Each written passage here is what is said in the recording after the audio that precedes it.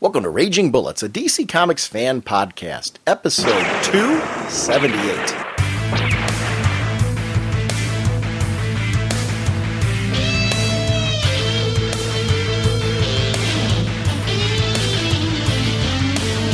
Welcome to Raging Bullets. I'm Sean Whalen, drnorge on the comic forums, and I'm joined as always by my co-host Jim. I'm actually in New York when you're releasing this, so says the sensei of the whatnot, Segulin, and the Duke of You Know. Jim, you're going to the New York Comic Con, which actually, when we release this thing as this next weekend's show, you will be at the New York Comic Con. So yes. I'm hoping you're enjoying that convention. I'm going to Mid-Ohio Con then the following weekend. So it's a convention I haven't been to in a while, and I'm really excited to do that. My wife and I are booked to go and visit that one. So she's going to do some shopping at Easton. I'm going to hit the con. She's going to pop into the con to meet me up from time to time. So we got a couple weekends of conventions between the two of us that'll be interesting to see. So I'm anxious to hear, on our next episode, we'll chat about your experiences at the New York Comic Con and chat about some of the news coming out of DC from the New York Comic Con and talk more New 52. Mm-hmm. Jim, on this episode, we are discussing Animal Man number 2, Swamp Thing number 2, Savage Hawkman number 1, and Detective Comics number 2.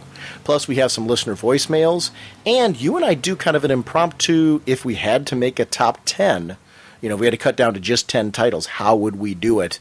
What a difficult thing that is. So it'd be interesting to hear. You can hear the agony we were going through as we were trying to do that. And even now, I'm like, there's stuff I'm like, and maybe this or maybe that. And there's just it's a tough call, and it would be a very difficult. You guys hear the pain and the difficulty that we have in actually picking 10 titles. Feel free to throw them on our show forum and Facebook, though. I would love to hear Facebook and Google Plus if you're on there. Feel free to start throwing top 10 lists up there of, what are the new 52 titles that if you had to cut down to 10 books, what would you do? I'm insanely curious about that. Sponsors for this episode are DCBService.com and InStockTrades.com. Over at InStockTrades.com, they're doing it again for month 4.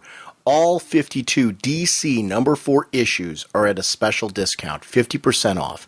So it's $159.48 regularly, 50% off, only $79.74. I'm looking right now at that Aquaman cover of Justice League with him standing over Hal Jordan, Green Lantern. It's such a gorgeous looking book, and this is your great chance if you have been trying out these titles and still haven't made a decision as far as what titles you're keeping or not.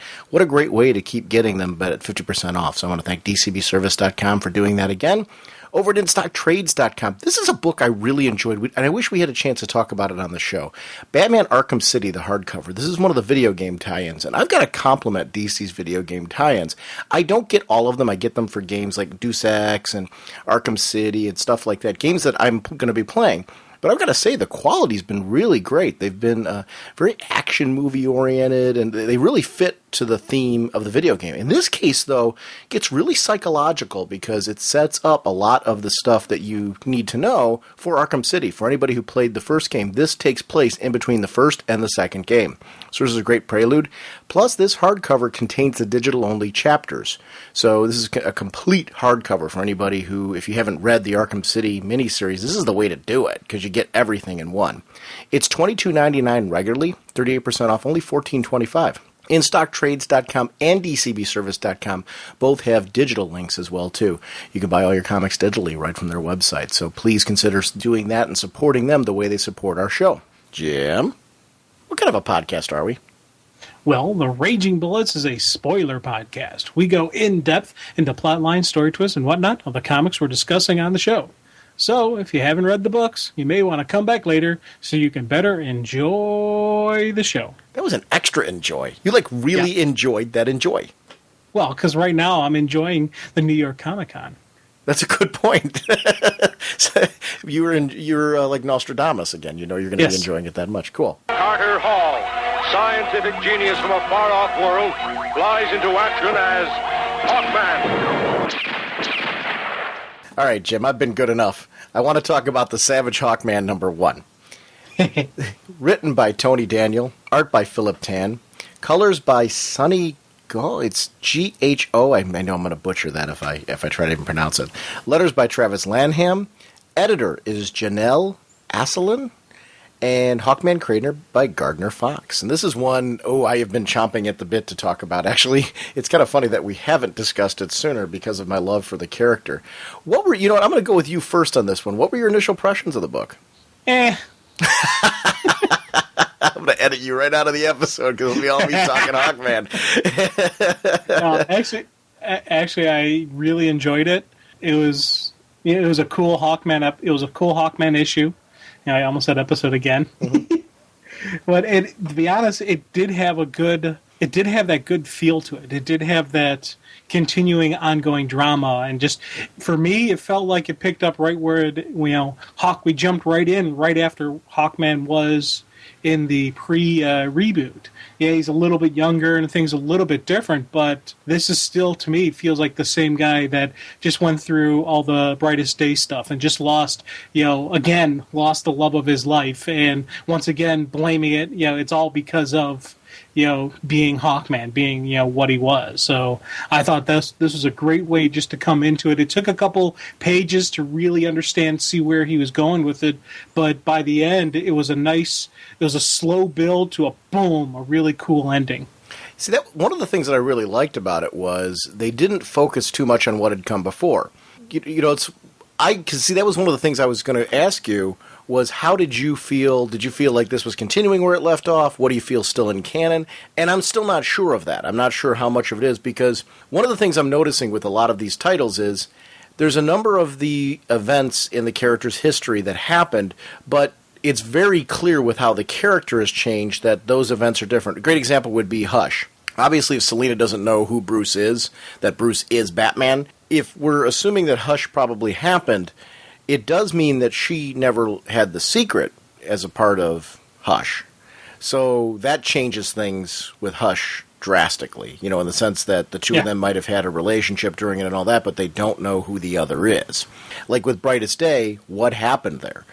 Is this the same reincarnating Hawkman? I'm not entirely convinced that he's reincarnated. I'm assuming that's going to be a part of the character, but there's nothing in this issue that has said that is indeed fact, if you get what I'm saying. Yeah, true. And I think this is a continuation from Brightest Day just because he's at this really down point. Yeah. And I'm thinking it's because, again, he lost the love of his life. And it's all because of being Hawkman. And that's why we see him actually going and just trying to destroy the armor, trying to destroy everything, saying, I'm done with this. I'm no longer Hawkman. Just walking away from it or trying to walk away from it. And I take it that's because of all the past lives, all the times when he's had that moment of true love that it's been taken from him. Now, some of the Hawk stories probably haven't occurred. The whole JSA rebirth story arc that he had, the Return of Hawkman, I'm betting that was changed around and modified a little bit because there is no JSA in this universe. But I'm thinking the reoccurring, the rebirth, the multiple lives of Hawkman is still in canon and still in existence. Yeah, here is one of the things. I don't care what I don't know right now. At its core, what I really wanted from this book, as a fan of this character, an immense fan of this character, first of all, I adored this, so I didn't even say that, but big shock. But the truth of the matter was, this is a book that I was very worried about because I love the character so much. I wanted it to be good. I wanted it to feel like Hawkman to me. And the core qualities of what I like about Hawkman are here. This is a guy who's a butt kicker. But I also like that that's not all there is to him. I love the archaeological aspect to him, and that's something that's played even into the Space Cop to a certain extent. Where he's this guy that's brought in, as the cryptologist. There's an alien element to it. So what I like about it is there's everything I liked about the Earth-based archaeologist guy, but then there's also the cool parts of the space guy in it as well. Where he's dealing with aliens and that type of thing. So it's taking everything at the core that made for great Hawkman storytelling throughout the history, breaking it down to those core simple elements of what makes Hawkman cool, and just telling a good Hawkman story. I'm in agreement with you that jumping off of Brightest Day, I felt very comfortable thinking this is probably the same guy. But we know that a lot has changed in this universe. You mentioned the JSA, for example. So that's why I'm questioning what has happened in this guy's history and what hasn't. And one of the things that I'm curious about is finding that out throughout this series as it goes on. I don't know that anything's set in stone. And I'm very open-minded to that. What I was looking for in this issue at its core was, is this the character of Hawkman that I like? And it is. And I like that this is a guy that we all know something has happened in this guy's life that's made him just fed up. And he's trying to walk away from this part of himself. And how can you walk away from a character? You know, is Hawkman a separate character? No, he is Hawkman. And was it the nth metal that made him Hawkman? Well, no, you know, because we see elements in this issue where we get to see that at his core, he is going to behave this way whether he thinks the nth metal's in play or not. Yeah. And I loved that about this. This is a guy who is jumping into action because that's what he's all about. But I get it how, you know, if enough trauma's happened in your life, there comes a point where you're going to go through a drastic life change. You're going to take a look at a life that you need to close the door on. And this is for him closing a chapter, moving forward. How can I be Carter Hall and move into a direction where I think he's trying to simplify his life. And instead of having like a duality, a perceived duality, whatever, he's trying to simplify that. But I love that, as with anything that's a part of you at your core, you can't just walk away from it. And there's an interesting, cool message about that. There's something primal about trying to give up who you are and you can't. I loved that whole bit where, you know, the nth metal kind of jumped in and took over for him. I did not see it going where it did, though, with it, which was something that I really liked. You know, that we see him engulfed by these flames. And I was wondering, was this a vision? The first time through when I read it, I was wondering if this was a vision or if this was really happening. We find out later this did, in fact, really happen to him. But the first time reading it, I'm like, what's going on here? Is this inside his head? Is this something that, you know, is this a dream? Especially when we flip to the stuff that's going on in the Shining Knight research vessel where they found something and they need Carter there. This is a laboratory. This is his job. This is their expert, the guy who's going to come in and he can figure out these strange languages, these strange markings through information that he's gathered through his own research over time. That has to be an incredibly interesting job, you know, to be a cryptologist. But it's also something that has to take an immense amount of work, an immense amount of effort. You have to really love being a linguist and studying language at its core in order to do that. And I think it takes a special person to be that, because I couldn't do it. I mean, the discipline that's required. I think I'm somebody, when I love something, I'm very disciplined at it. You got to really love not just knowing language, but being able to figure out language from pulling from so many different sources. And it's something about the job where I'm like, I could see why, you know, you've only got a handful of people you can pull from for something like this. Talk about job security. Well, and though you see, actually, he says, if you can't find him, give me somebody else. So there is yes, he is good at what he does, but there's only going to come to a certain point. So that kind of shows he's been a little bit, I don't want to say flaky, because that implies absent-mindedness, and I don't think that, but you know, he hasn't been 100% in the game. And the stuff that we could be not seeing could be hero stuff he had to do. Maybe that's why he hasn't always been around. Maybe that's why sometimes they have a hard time finding him, because he's doing the hero thing.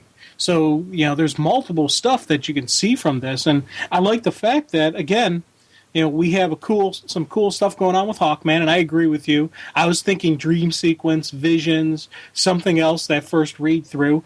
But then we're going into the support cast, the supporting characters, and there's going to be structure around him, and it's not just going to be about Hawkman and Carter Hall. You need to have that base and that, you know, that the real humanistic element to the story, and that's coming from these different people that are going to be around him. And I was glad that right away we get an introduction of possible people that he's going to be around, some stuff we're going to see. We're seeing stuff, you know, the Carter Hall stuff, we're seeing Hawkman stuff.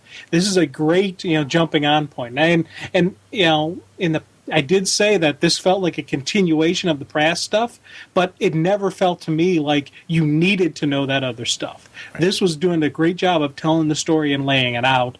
You know, this is one of those books where I'd be, if someone said, "Hey, what's Hawkman about?" I would hand them this, say, here you go. Start reading. You'll get a good, you know, you'll get a grip of who the character is as this goes along.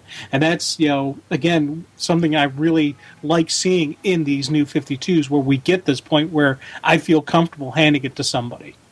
One of the things I really like about this, and it's something that I'm really enjoying about the New 52, every book, and we've talked about this before, has their own artistic style.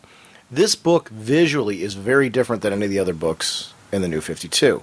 There's something that it feels very, its own flavor. It's got a unique place. When I read this, I went back through and paged through the art and really enjoyed the details of it, especially when you get on the vessel and you start seeing, things like the sunset's reflection on the side of the vessel and stuff like that. I love that kind of stuff. I'm a big fan of comic book visual effects. They're things that take a little bit of extra time for the creative team to put together, but it's something that adds a mood and a tone. When you mentioned episodes before, this is something where it makes it feel like I'm almost watching a television episode unfold in front of me. I'm a big fan of a lot of the sci-fi television programs that are out there right now. Things like your Terra Nova, which I think has been pretty cool, Fringe, stuff like that, where you start to see a lot of just great visual effects handled in the series. And this works here. I mean, it's the special effects in comics. I'm amazed that creative teams are still able to wow me with how long I've been reading comics, but they do it. And that just is a hats off to the creativity. This sequence with the Shining Knight research vessel was something where I was immediately captivated by the mood, the tone. I wanted to be on that vessel. I wanted to go look around it. I wanted to see the cool stuff on the vessel. That's something when it's an archaeological find, alien or otherwise, you should feel that mood of excitement there. And I agree with you in the sense that, Hawkman's sort of been one where they can't rely on him. But it was funny, I took the cryptologist thing another way. One thing I did notice, they don't have the name of another cryptologist. So they know that Carter's good. He's obviously, like you said, become a pain. And this could be, I think it is part Hawkman, but I think it also goes back to what you're saying. This is a guy who's down and out. Something happened. And I do think it is the events of Brightest Day. I agree with you.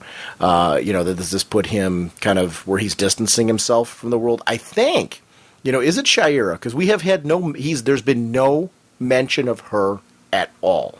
So, and that could be on purpose to make us, obviously to keep us wondering, is she going to be a part of this? Is that what happened? But that also does leave open the option that maybe what we're assuming isn't necessarily true. So, I don't know. I guess I'm trying to be open-minded. I'm trying not to assume the obvious, because one thing I've found with the New 52 is a lot of times when you're assuming certain directions for characters, you find out that that's not necessarily the case. Wonder Woman's a great example for this. I don't know if you've been following on the source. She's getting a newish origin, and there's going to be some twists and turns in her origin. So I don't know that Carter Hall's a character that can't have some variation on his backstory leading into this. There has to be some because of what you mentioned with JSA. So I don't know. I don't know that I'm entirely convinced the Shira thing happened or not. I'm hoping it did, but I wouldn't be bothered if it didn't. I'm interested enough. Like, they've got me hooked in this first issue, because this is the funny part about this. I'm a fan of Carter Hall, and they nailed Carter Hall in this. So I will follow where they're taking him as long as they keep me believing this is my friend Carter. Cool. It's funny because you mentioned just with what if she's not around. Again, I'm kind of co-signing with you that if she's not around, it wouldn't be a deal breaker for me. But I would feel like they missed something because, it's as time has gone on and I've gotten more connected to Carter, part of the thing I do like about him is seeing just the duality of the scientist, the researcher, the archaeologist, and the brute, the tank. But also seeing just this man of rage and power, who's bashing people's heads in with the mace, but also seeing just kind of a tender side to him, a loving side when he's got Hawk Girl or Hawk Woman with him. So I do like seeing that duality. So if we don't have that second aspect to it, I would feel they'd be missing something. Now, I wouldn't walk away from the title if it wasn't in play, but I would feel kind of cheated. Well, let me clarify that too. I'm not saying I don't want to see Shira. I do. But I think what's fun is, and what we've seen, what I've enjoyed in past Hawkman storytelling, especially when in the previous series they were dealing with past lives, I like this idea that if Shira's around, he doesn't necessarily know who she is until a certain point in time. I kind of want to go through that journey. Yeah. And I think that would be creatively a missed opportunity if that's not done here at some point. You know what I mean? Oh, like definitely. it'd be kind of cool for us to discover that Shayura's there. Yeah. So I don't know. I'm into this whole aspect of trying to figure out, what's going on here and all that. I am looking for her, so it'll be kind of fun to see. So I don't want to make it seem like I don't want that character there. I'm with you. I loved Kendra, for example, in JSA. She was around before Carter returned. I love the Hawkgirl concept. There has to be one at some point. Yeah. In my eyes, that is something that's very important and critical to core. I'm willing to wait to get there, though, if it's not something that's going to be immediate. It could be, but I'm okay if it's not. Yeah, and it's every time I'm going to see a female in this comic, I'm going to immediately think, could that be? And I'll look at her a couple times and just see if I see any clues as to maybe if she is Hawkgirl or if she is the new incarnated version of her. And I'm going to keep doing that probably until the end of time or until they introduce her, because that is such a core part of him. But, so it's, yeah. I actually like the idea of you waiting around till the end of time for her. That I'd be okay with. Oh, okay. Well, thanks, pal. Just keep getting my hopes up and they just get shattered. No, not this time. No, not this time. I like the mystery aspect of he doesn't know what happened to him. Like he wakes up at home, the window's shattered, he got back there somehow, we don't know why. This was something I enjoyed in Gail Simone's run on Wonder Woman. We talked about this before, how I liked that she took the lasso and taught us something new, expanded on that. We're learning something new here about the nth metal. And that's something I'm always a fan of. Don't throw out stuff from the past unnecessarily. Bring it back and reimagine it. Teach us something new. Take it a place that maybe, it was never intended to go before, but, show that concept at its core, how cool is that, and what can we do with it now that hasn't been done before? And that's something they're really, really doing here. And Carter doesn't have time to explore that. And this is a guy, you touched on it before, Jim. He has a history of not being around. Why? Is it just because of, I think it is a little of A and B. It's the superhero lifestyle, but it's also the fact that whatever, has put him down and out has made him, he's got an eviction notice waiting there. This Terrence guy, comes and looks for him, was obviously a friend of his, saying that, hey, dude, where you been? We need you here. And, what's going on with the eviction notice and all that? Clearly walking in on this. This is a guy who's needed. And you see they don't miss a beat when he shows up. Mm-hmm.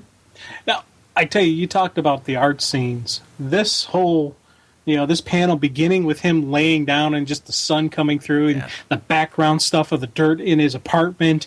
This was just a great art sequence these first couple pages when we see him in his apartment. And it's, one, coloring was absolutely wonderful, but two, just the penciling, the inking, and just showing the different details of just the ransackingness of his apartment was absolutely wonderful.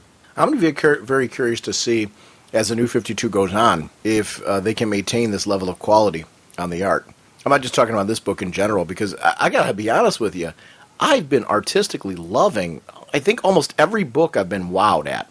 As far as where they've got a different flavor, a different look. It seems like the creative team has been really excited and stepped it up a notch. It's not every single title, but boy, there's a lot more than I usually read where the art's like blowing me away. It's not just really solid art that I'm enjoying. It's art that I'm just kind of going, whoa. Stuff like I used to talk about with Jamal Eigel's Supergirl book and stuff like that, that I've been really digging. And a lot of our favorite artists that we've mentioned on the show before. This is stuff I'm seeing a lot more throughout the New 52. I'm seeing it in miniseries. I'm seeing it everywhere. So, and I think variety has something to do with it too, where I'm just really appreciating different takes on characters and different presentations. You're seeing creators on books that they haven't been on previously, and doing things in a new way that they haven't done them previously. So I'm really having fun with seeing that kind of new energy being, where somebody's kind of like, hey, okay, now maybe I can do this because I'm working with this kind of character now and I haven't previously had that opportunity. And it's something that's interesting.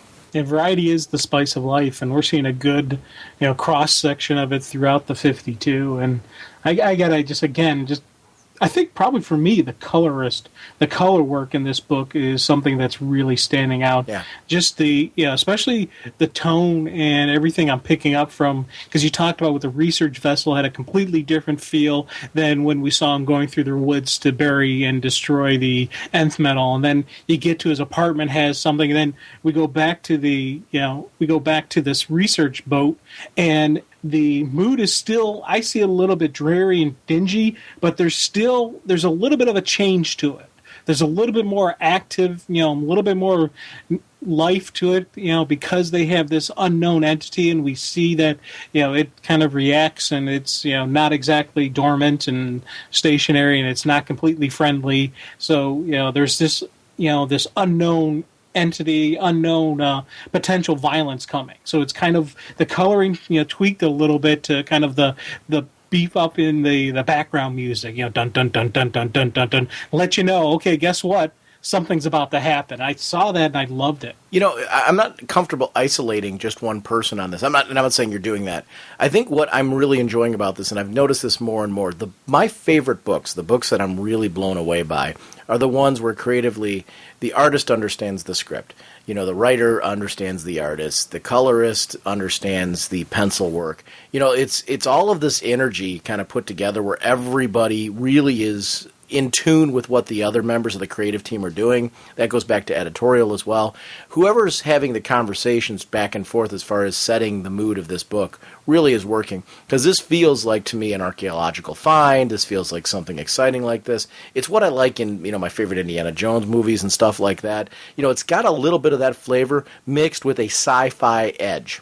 Where it gets a little bit like this clearly gets like the movie Aliens, Definitely. Very, very fast.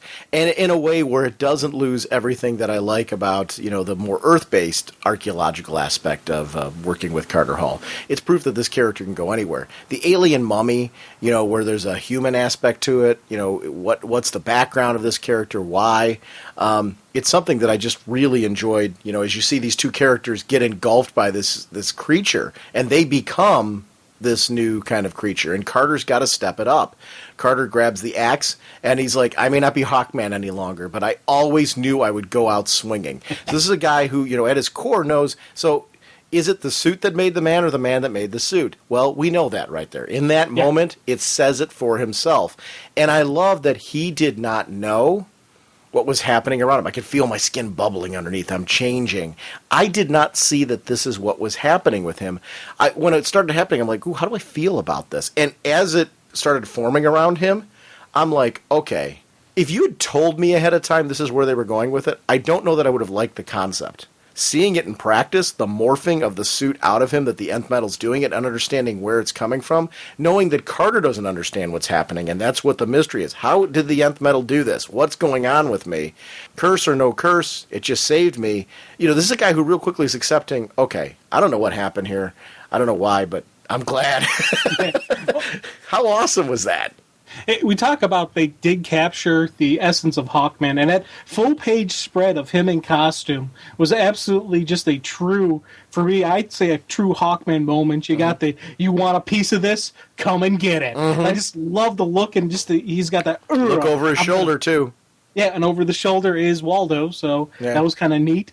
I kept looking for her every time I read these things. And I go back through, multiple times and see if I see her and find her and try to figure out who she is and whatnot. I liked it in that bit. Now, the axe, that's the same axe, isn't it? Except that the nth metal's formed around it? Is that the way you're taking that? That's how I took it. Okay, because I took it the same way. I took it because if you take a look at it, it's almost like the nth metal's formed around his hand, and is like the axe is connected to the nth metal coming out of him in that moment, isn't it? Is that how you're taking? Because take a look at the way it is around his wrist and everything. Am I looking at that right? I'm not saying that the axe is now connected to him. I'm saying that it's formed like a shell around the axe. I think it's like kind of bubbled out of his body, and then fused onto the axe, and that's what made instead of the mace, he's got the axe now. But I don't take it that it's like a shell or anything. Well, it's probably the nth metal around the axe. That's what I mean. It's a shell around the axe, which would be the nth metal around the axe. Yes. Yeah, I'm in agreement. Because look at the claw. I was thinking the same thing. Yeah. Look at the claw on the arm, the way that it like forms like kind of a gauntlet around him. Well, I almost see like a gauntlet that's formed around the axe, but then it's carried over the entire axe. So it's the same axe, just covered. Yeah, but it's not connected to him because we see he's able to drop it later. Yeah, I guess I'm just saying in that moment, the reason why it's got the nth metal, I guess I was taking it that the nth metal was coming out of him, which is why, because visually in that first sequence where you see the nth metal around the axe, it looks like the nth metal is coming off of him still around the axe. Yeah. I don't know if that was visually something that was intended, but it looks like if you look at it in that first panel that you want a piece of this, come and get it. Take a look at the way the nth metal is around his wrist, going around the axe there, but then take a look at it in the next panel where you see him flying, born and bred in the US of A. Like, it looks like now it's more of a separate portion of it. It doesn't have that kind of flowing, because he even has his fingers covered at that point, which he didn't have in the previous panel. Well, and when he's fighting the creatures, and they got a hold of him, and he's like, they're squeezing and trying to do, energy absorption or whatever they're doing to him, you can see that the nth metal has broken away from his hand and broken away from the axe when he drops the axe. So, and you can see the bare flesh, the bare hand right there, and that was his axe hand. So there was a connection, but so definitely well, one, we know it flowed out of him and kind of formed around, but then you see that reaction. I thought that was kind of a cool thing where it separated. The wings are interesting to me because the wings came out of him then too from the nth metal. Yeah. Which is an interesting little twist. So somehow the nth metal caused the wings to form, so that must be because they were connected to the harness or something, I don't know. Yeah, so I'm taking it that it's more direct, those wings are going to be directly connected to him as a body, as opposed to if he takes off the harness now. I agree with you. We're seeing this exactly the same way. Yeah, and I to be honest, I like that. I never had a problem with the concept of Hawkman once I accepted who Hawkman was, but I like this version a little bit better. It was one of those, I was kind of wondering how you were going to deal with it, because to me it seems like kind of a change, from, putting on the old armor, putting on the costume, and then, whereas this is more of a, meta reactionary type of, it's inside him, it's internal, it's in a way kind of a symbiotic, living entity inside him, I liked that. I think it's kind of a neat exploration of the character. I do too. It's funny, if I'd heard about it ahead of time, I probably wouldn't have liked it as much. I'm talking about leading up to it, I would have been more concerned. I think it was seeing that the guy inside, the guy at the core, is the guy that I like. That's what matters to me. I don't have problems with changes like this. I actually really like it when it's story-driven. This is story-driven. This is about learning more about the nth metal. We're taking it in a new direction. But we haven't lost Carter in the process. Sometimes when this happens, you lose at the core what makes the character cool. None of that's happened here, so I got no problem at all. Just the opposite. I really loved this. I thought it moved at a very quick pace. I thought there was a lot of action. At the same time, there is that human drama, like you were talking about earlier, of Hawkman. There's also that question, you are not from this world. Is this creature talking about the nth metal or Carter? And I don't know that there's an easy answer to that. Because he says he's born and bred in the US of A. I can agree with that, but what was Morpheus, I think it was called, Morpheus? I don't know if that was how you pronounce it, talking about there. This creature is strong enough, though, that it can absorb the nth metal right from Hawkman. It's actually taking elements of it from him, to the point where he actually looks like, is he physically being, like, it's almost like a parasite? Because his body looks like he's being drained from this, too, right? Because Morpheus has Carter's wings on him now, because those are wings actually jutting out of him in the artwork. Yeah, and they're more of like a demon-esque type of style. And he looks kind of like a husk almost right there. Yeah. And it's, for me, I took it that it's there, nth metal is a living entity now. And that's why I think it's, when he's talking, you're not from this world. I don't know if he was completely talking to Carter. I think he was talking to the nth metal. It's no longer just a mineral or a metal. It's something, there's something more to nth metal. But is it now that has Carter changed because of this? Are they connected? You know what I'm saying? Like, are they part of the same being? Are you following me? I don't know that. Like, is he something new now because of this? I don't know. Yeah. There's a lot of questions I have that are good ones. Like I'm very curious to see what this is. None of these things are bad. I don't know. I don't really care what direction it goes in. I'm curious. That's kind of the fun thing. Like, I want to follow this story. What are they going to tell me about this character? What's going on with him right now? And, it's cool. I mean, this guy is totally the Carter that I'd know and love. I love the way he rages into battle. I love that, he's not backing off. He's not scared. This is what Carter's all about. It's about standing against your opponent, your opposition.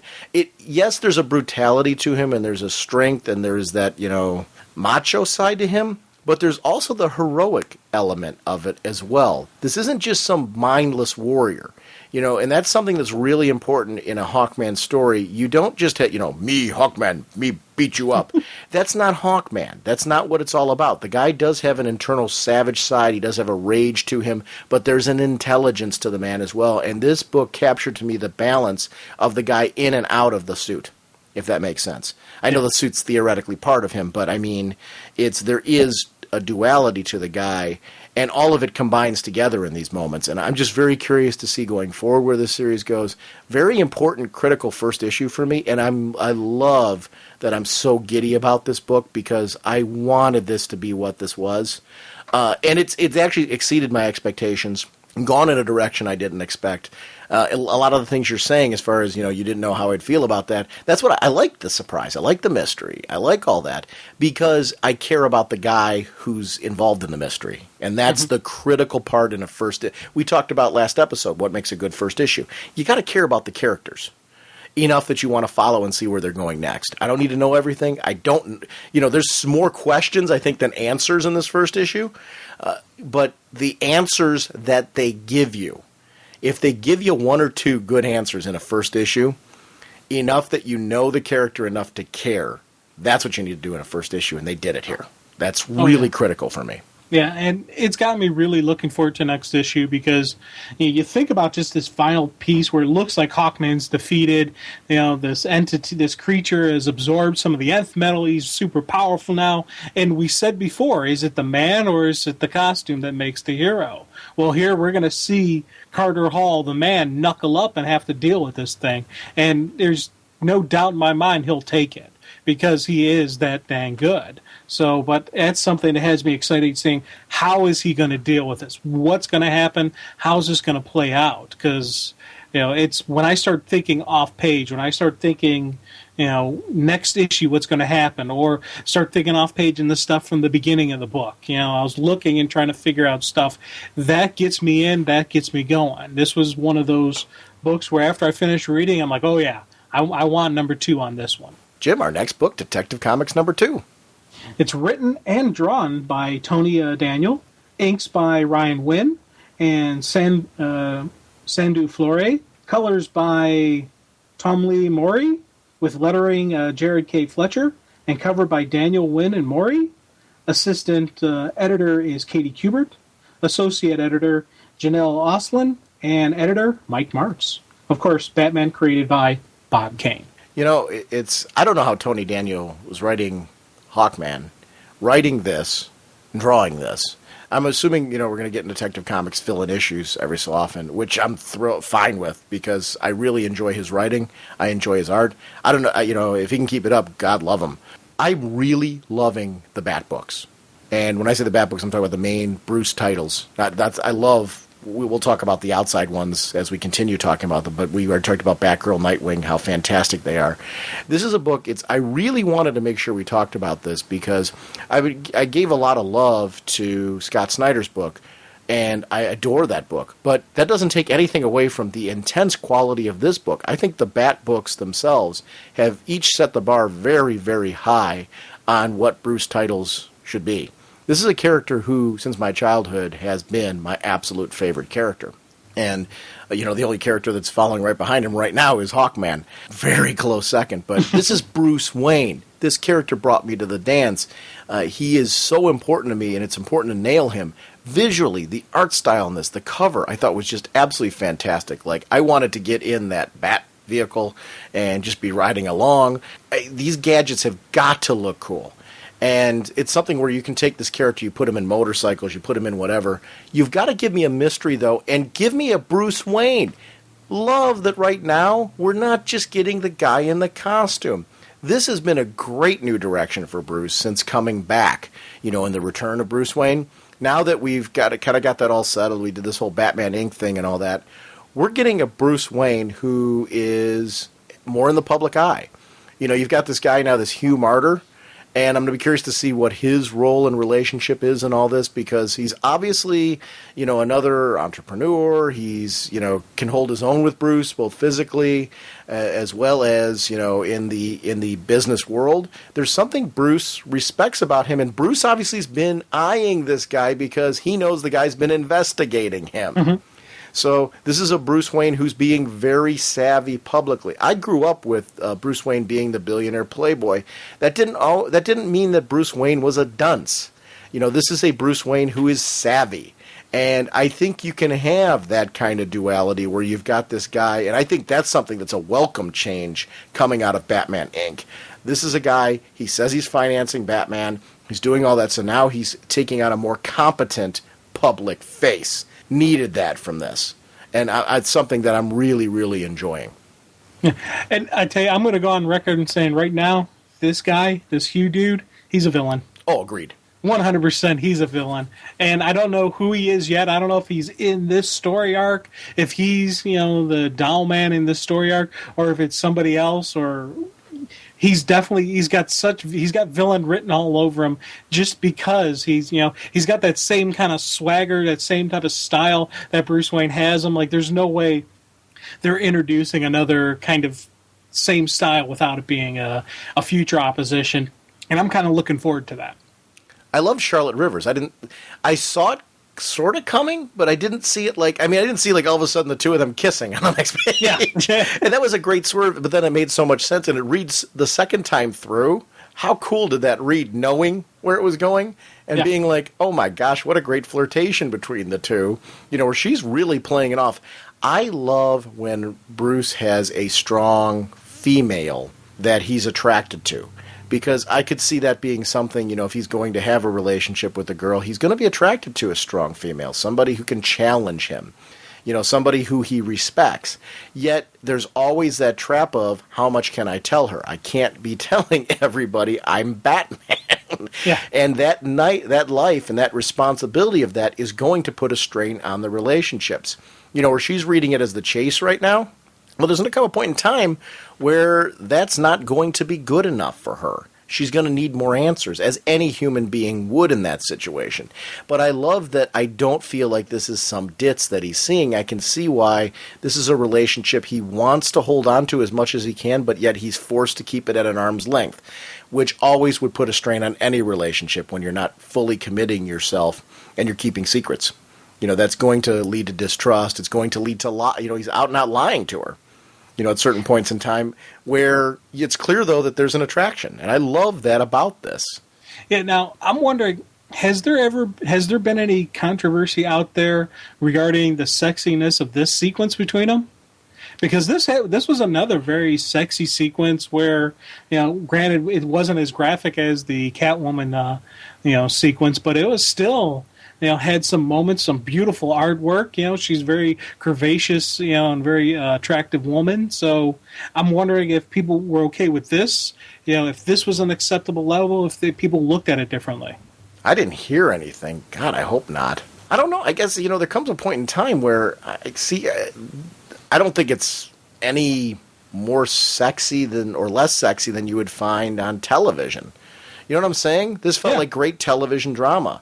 And no, I don't think this went to a better. And I if this was taken out of it, I think it'd be a huge travesty, because I love that the character was somebody, not because of what you're saying as far as just the visual sexiness. I like that she felt like a strong character. And you're dealing with a Bruce Wayne who's definitely a very buff dude. You know what I'm saying? So I mean, these are people who both of them are very physically fit, and you got the guy walking around shirtless, whatever, the Hugh Martyr on the previous page, climbing up the rock mountain. I didn't have any issue with that either. So I mean, I don't know.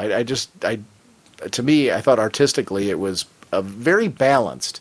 I mean, he only went as far as he needed to build a sexy sequence without it being overdone. And then we jump right back into a double-page spread of great Batman action. I really like this interpretation of Batman in this book. And I love that while it's definitely the costume that we're seeing in the other titles, I like that each book still has its own Batman artistic style. Like, you're not stuck to one interpretation of it, you know? There's still that bending of Batman that you've always seen for years and years. Losing that, I think, would be a huge mistake. I love the Bat Cycle here. Like, I don't own a motorcycle. I admire them. This one makes me want to get on one. Yeah, I was glad to see he's mixing things up, and you mentioned with costume tweaks and changes, and then it fits for Batman to have his own variations, and he can have little changes. It doesn't have to be exactly the same, because you always think that, okay, this is this costume for this sequence, this is for this type of scenario and situation, and especially when you get him in the bicycle, you get him in the motorcycle. I like seeing that it's not always just to the Batmobile. It's not yes, sometimes I think a motorcycle would move a lot easier through the streets of Gotham, and would be definitely more advantageous for him to go with. So I was glad to see they're not just sticking to one thing, locking it down, and it's not even just something as basic as, okay, we're going near the water, so get the Batboat, or we need the Batjet, or we need the Bat. It's little nuances and little just and I don't know if we're thinking longer, thinking more into this than they were. If they just wanted to draw the motorcycle, cool, keep doing it, keep having fun with it. Because you see and you can feel the fun and the energy from it. And I want to enjoy my books. I want to enjoy this. And I want to get a little bit something different. Well, to me, Batman technology should be ever-changing. It should be about improving it, because it's about improving the way he operates. This guy relies on gadgets and gizmos and new vehicles. So, nothing should ever be static. It should constantly change, constantly be updated, and constantly look like the most cutting-edge thing out there. And this bike does. It's amazing how out of how many years Batman's been published, they still can do this. Make that thing. Wow, that's really cool. I also like when we switch to Gordon and Arkham. I love this whole idea that, Gotham is just one big continual power struggle by guys who are seemingly on the same side, but yet they have their own agendas. Gordon's through police law and everything like that trying to handle Gotham. And when you've got somebody like Arkham who's running his asylum in a way that falls outside of what Gordon's comfortable with, where are the checks and balances? The Joker got away. What's going on in here that people are able to do that? He's asking all the right questions, yet Arkham is basically, pulling at this point, you have to get used to the way things are run here. Because politically, be a nightmare if Arkham was closed down, because where are these people going to go? These are the worst of the worst, the craziest of the crazies, and nobody wants them in your prisons. So where else are they going to go? Yeah, I really like that. I love seeing a strong Gordon, just, not, backing down, not being, you have to, if you're the police commissioner for a city like Gotham, you need to be strong, you need to be attentive, you need to, have a set, and I love seeing that on Gordon. But again, you're just Arkham. What the nature of Arkham immediately has me thinking: is he a bad guy? Is he completely above board? Are we going to get and it's all this stuff that just you start looking, and that's something I was really enjoying from the Detective Comics. Every time I'm seeing somebody, I'm looking for clues. I'm thinking, I kind of got in a detective story mode where it was, anytime you're presented with some piece of evidence, anytime you're presented with a character, never take them at face value. Look at what else could they be, where else are they coming from? And that was something that I love in a good mystery story and a good murder mystery story, and I'm getting that from both issues of Detective Comics so far. And it's definitely I needed that, because it gives Detective Comics a different feel than Batman. Gives it a different feel than Batman and Robin, different feel than any of the other Bat titles. It has to have its own life force to it, and I'm getting that from this, and I'm really enjoying it. Artistically, I really liked Gordon and Bullock in this. Not only, I loved Arkham, but that's kind of, it's a younger version of what we've already seen from this creepy-looking dude, but which is all he is. But one thing I love, we've de-aged Gordon and Bullock. Bullock's not quite. He looks a little bit more fit than before, but he's still that husky. he is what he is kind of guy. But there's something that looks more intimidating about him now in the way that he's been drawn. But yet, one of the things that I really love, there's a nice balance between these guys are weathered by the job. This is a tough job. Yeah. These are two guys that have dedicated themselves to something that they believe in, but both of them know they need support. Like even Harvey saying things like, "Hey, want to meet up at our usual spot for a cup of Joe later?" You know, you tell these are guys that rely heavily on that time to unwind and to support each other. These are things that are critical, I think, in any job. You know, I think there's really, if you're lucky enough in any career that you're in, you know, as a teacher, I've got friends of mine that I work with, you know, who you just kind of vent with. I think you need that in any job. It's a healthy thing to have. You know, it's some people, if you overhear the conversations, you misinterpret.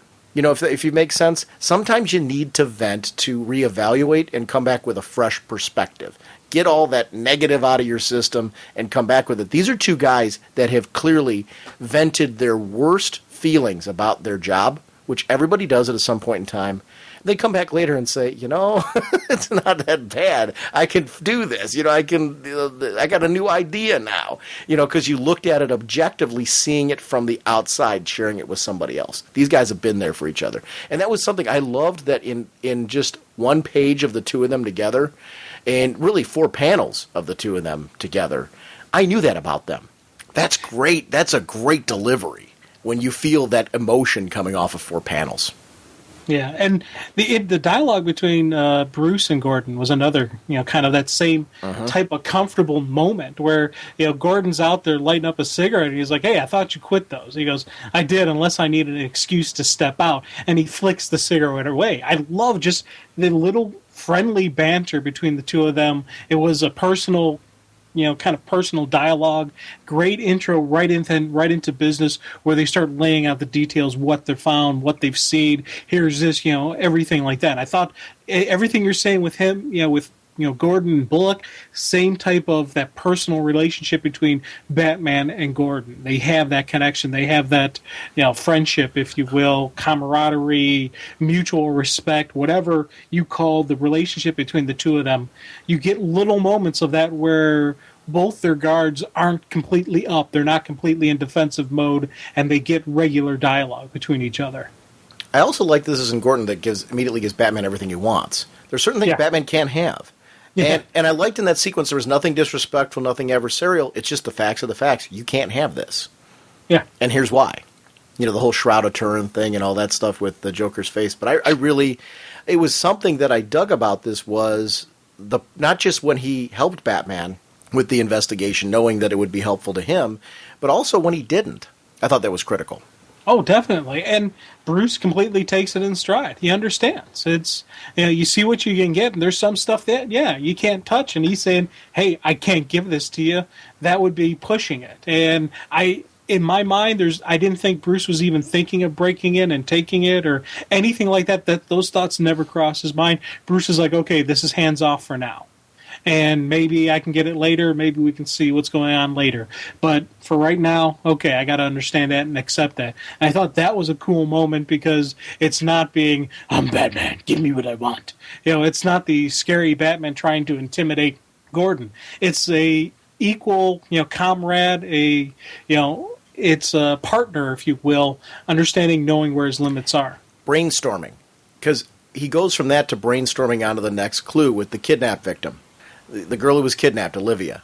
Now, Gordon has information with him. That's where this Ray Quimby thing goes on, and this leads to more clues. You know, the Wesley Mathis then, all this bit, you know, starts leading to the next possible clue to investigate. Mm-hmm. Of course, the two are interrupted by the Car 42 call, which I loved because I didn't see that coming either. I thought this was a real call. You know, yep. And when I saw that the car was empty, I figured these guys had gone in, they're dead, done for, which there's truth, but I didn't take it that it was a fake call. Yeah. It's cool to see this again. This is a great example of an issue that it's cool to read another time through, to see it knowing where it's going to go, because I loved reading it through again, knowing, Bruce, guess what you're going into? You're walking into a trap, pal. Yeah. And I love this kind of, kind of horror aspect to it, where this is an event where you feel an intensity, you feel a need to rush, like Bruce, get there on time, this is this Olivia that he's going to save, not knowing, and you got to wonder, what did Gordon find in there? Who was it that did that to? Because I don't think we know yet who was in there that grabbed Gordon. Well, I'm taking it's the bad guys. Oh, who did the but I mean, which one who was in the trunk? We don't know who was in the trunk because you see the gloves there. Those aren't necessarily the same gloves that Dollman's wearing. Was it the girl that was in there? Because that's the part where or was it the officer? Who was it? That was the drone that grabbed Gordon. I don't know that we know that answer from that sequence of events. Well, we know it's not the officer because the officer looks like he's beheaded. Well, that's a good point. But he saw something in there. That made him go, my God. I took it that it was Dollman in the trunk, jumping out at him. Yeah, which it could be. Whatever it was, I love the mystery of that though, because I was looking at, if you look over at Dollman's, when we actually do see Dollman, was it the Jackal? Because if you look at the gloves on the Jackal, they tend to match more what seemed to be coming out of the trunk than what's actually on Dollman. Although. If you take a look at, actually going back to that what you're jester, saying. that court jester. Yeah, that's what I'm talking about. The jester that's over there on the side. One of his little lackeys, jackals, whatever you want to call him, that's over the side. Could it be him? I don't know. I loved that. I was trying to figure out the mystery. This is something that Tony Daniel in his Better Batman stories has done. Developed a mystery I care about. And it's something that I think is really important in Batman. You've got the world's greatest detective. You need these stories. And, this is a new villain that immediately there's a creep factor. There's something, like, how's Batman going to overcome this? The odds are against him.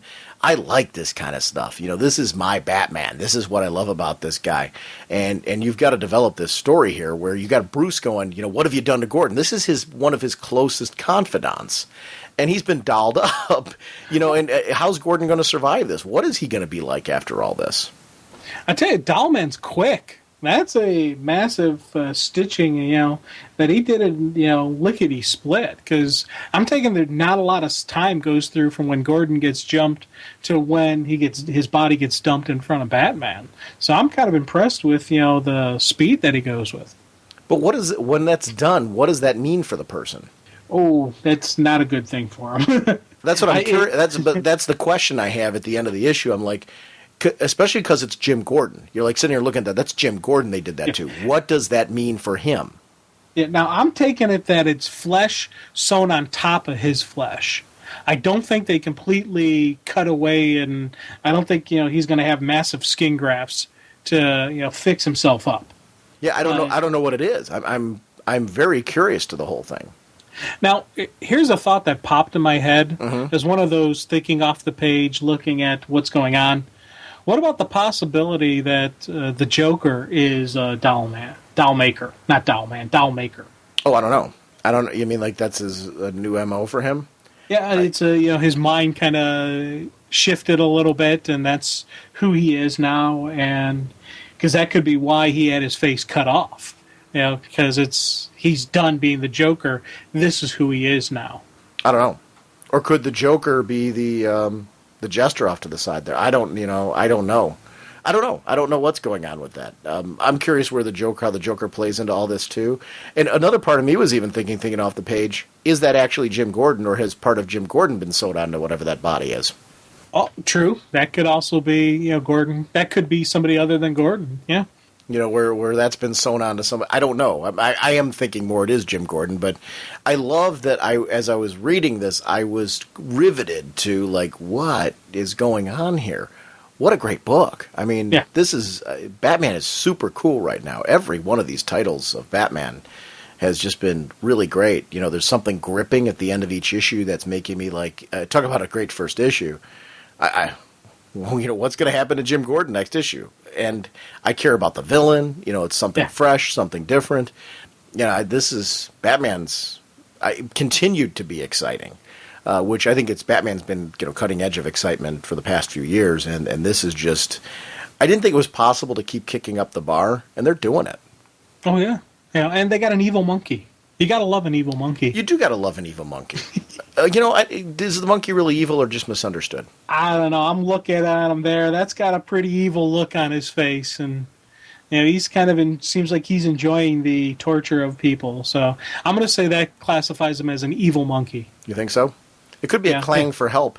Morse code. Yeah. Clank, clank, clank, clank, clank, clank, clank, clank, clank. Yeah. I'm playing along. Help me. This guy's crazy. I don't know. There's something about that creepy carnival atmosphere that you're seeing there. Like, I love carnivals and stuff, but boy, you can creep them up pretty good, can't you? Yeah. That's very easy, and same thing like with clowns. You can always make sinister, evil clowns, and this is adding a really nice creep factor with just the concept of the sewn flesh. Really, just takes it to another level, especially because you think if they're doing that to themselves, it's one thing to torture somebody that you want some information out of, but to actually do that to yourself, to cut yourself, re-stitch up your face like that's just a whole new level of weird. I really like the idea for this that this is a villain who feels intimidating. Feels like a foe that is going to be a foil of Batman's ongoing. We're going to see this character again, and I want to see that. I want to see villains developed that make you believe they are a real threat to Batman. They operate in a different way. They're going to give you a run for the money. They're intelligent, but they're completely psychopathic. They do something that Bruce has never seen before, and. I know that there's this, Bruce has been de-aged a little bit, and they're saying that, he's not quite the Batman that we saw before. I honestly feel that this doll maker, I don't feel like Batman's as far off, very far off from the Batman that we saw prior to all this, as far as in experience and the way he operates. I love that the villain makes me feel like this would give any Batman a run for his money. Oh, definitely. And, I love the team dynamic of the villain team. Yeah. It's not just one person he's up against. He's up against a cohesive unit that's all on the same crazy page, and that's going to be tough for anybody. Especially even Batman. I love seeing that. It's you got to go into a comic and you got to go into reading the story thinking that the hero may not win. Yeah. There's a chance that he could lose. We're seeing that. There is a chance that Batman could be defeated by this team. He's got to knuckle up. He's got to step up. He's got to do something that only Batman can do. Great book. Mm-hmm. Hope this craft can withstand this powerful force. Jim, the next book I want to talk about is one. It was funny. We were debating, because we're going to talk about Swamp Thing in this segment and Animal Man. And I've been chomping at the bit to talk about Animal Man. We're going to talk about Animal Man issue 2. Jeff Lemire is on the story. Art and cover by Travel Foreman. Interior and cover colors by Laverne Kindezierski. And I apologize for butchering that if I did. Letters by Jared K. Fletcher. Assistant editor Kate Stewart. And editor Joey Cavalieri. And The Hunt, Part 2, is this book, right out of the starting gate, just had me going, whoa. I love the horror aspect of it because it's just something a little different in the DCU, and I like that there is a horror line set in the current DC universe that's really gripping, yet it feels like it fits into this world. It doesn't feel like it's the square peg in the round hole. It feels like it's just a kind of expanding for us our understanding of who these characters are and what their world is like around them. I would have no trouble seeing some of this bleed over into some other title at some point if there was a reason to it. But it's also similar to what we were talking about in the Savage Hawkman earlier. This is expanding on what we know about Animal Man's powers, where they come from. He's learning something based on assumptions that he has had previously that, hey, maybe what I thought was going on with me before isn't necessarily the case. I love that kind of stuff. We're learning along with him. I feel like I'm riding along with this guy. Yeah, and I tell you, it was funny because I digged Animal Man in 52. I dig seeing him go, everything play out with him and who he was, and just kind of understanding. I had no knowledge of the guy, and then I'm like, oh, okay, see who he is, and all right, and just kind of following the story and just learning him as he goes along.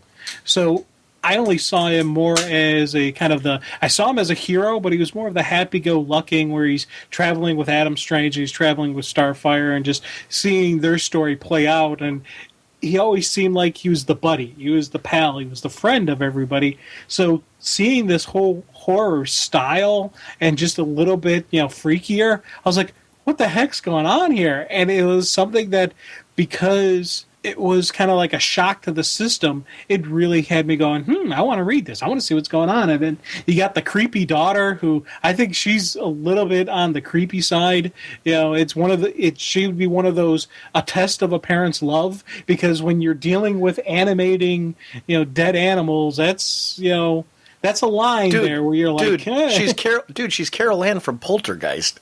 Yeah, exactly. I'm like, that's going to test any parent's love, right? And, and right out of the starting gate, getting this story, I was like, yes, I was glad, and I needed something different out of something a little bit different, something a little bit, neat to, sink my teeth into. Yet it feels like the same guy. That guy you're talking about who went on those adventures, I think this is that same guy. Like, it doesn't feel like he's a different fella. It feels like the circumstance is making him shift. You know what I mean? Like, right. At his core, it's the same fella. I like that about it. Like, this is that same family that Starfire was staying with ages ago, but now they've got, living bones in their yard, and that's going to shift your tone a little bit.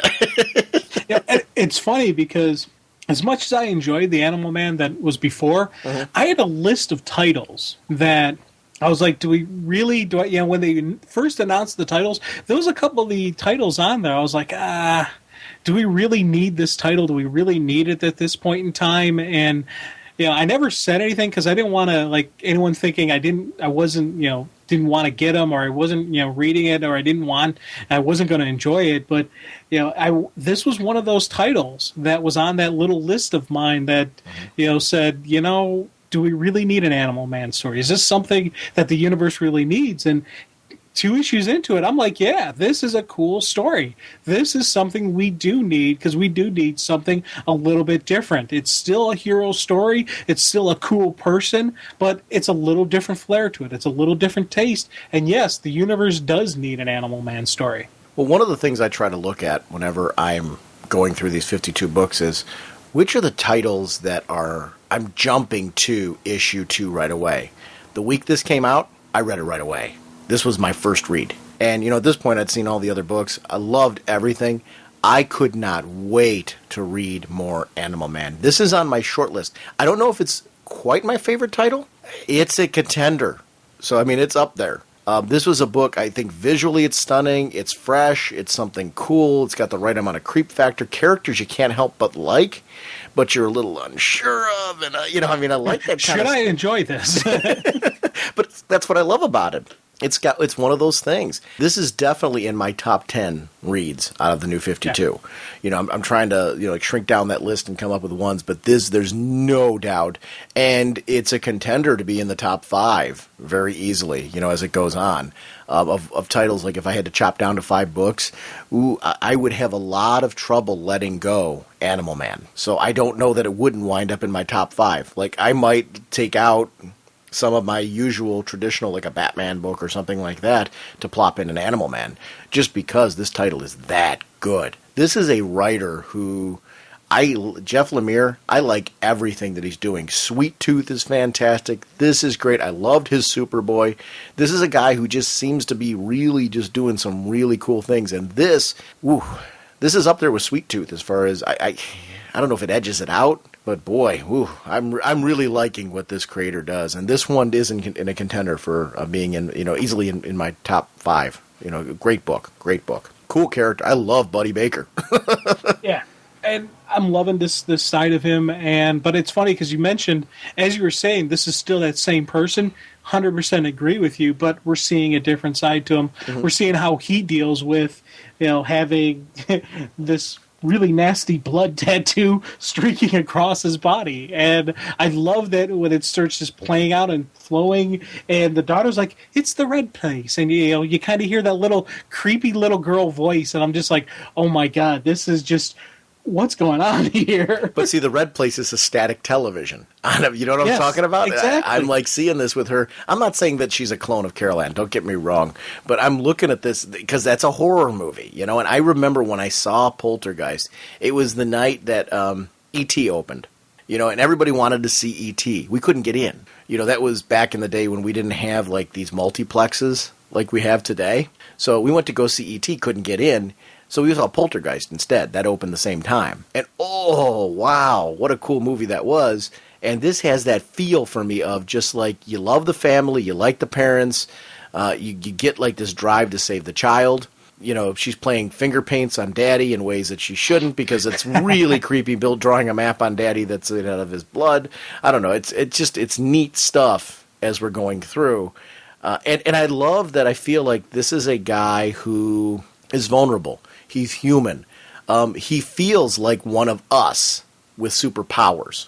You know what I mean? It's like Buddy is a guy that you can hang out with. He would talk to you about some of his vulnerabilities, his worries, the stuff that we all talk about when we're together, you know?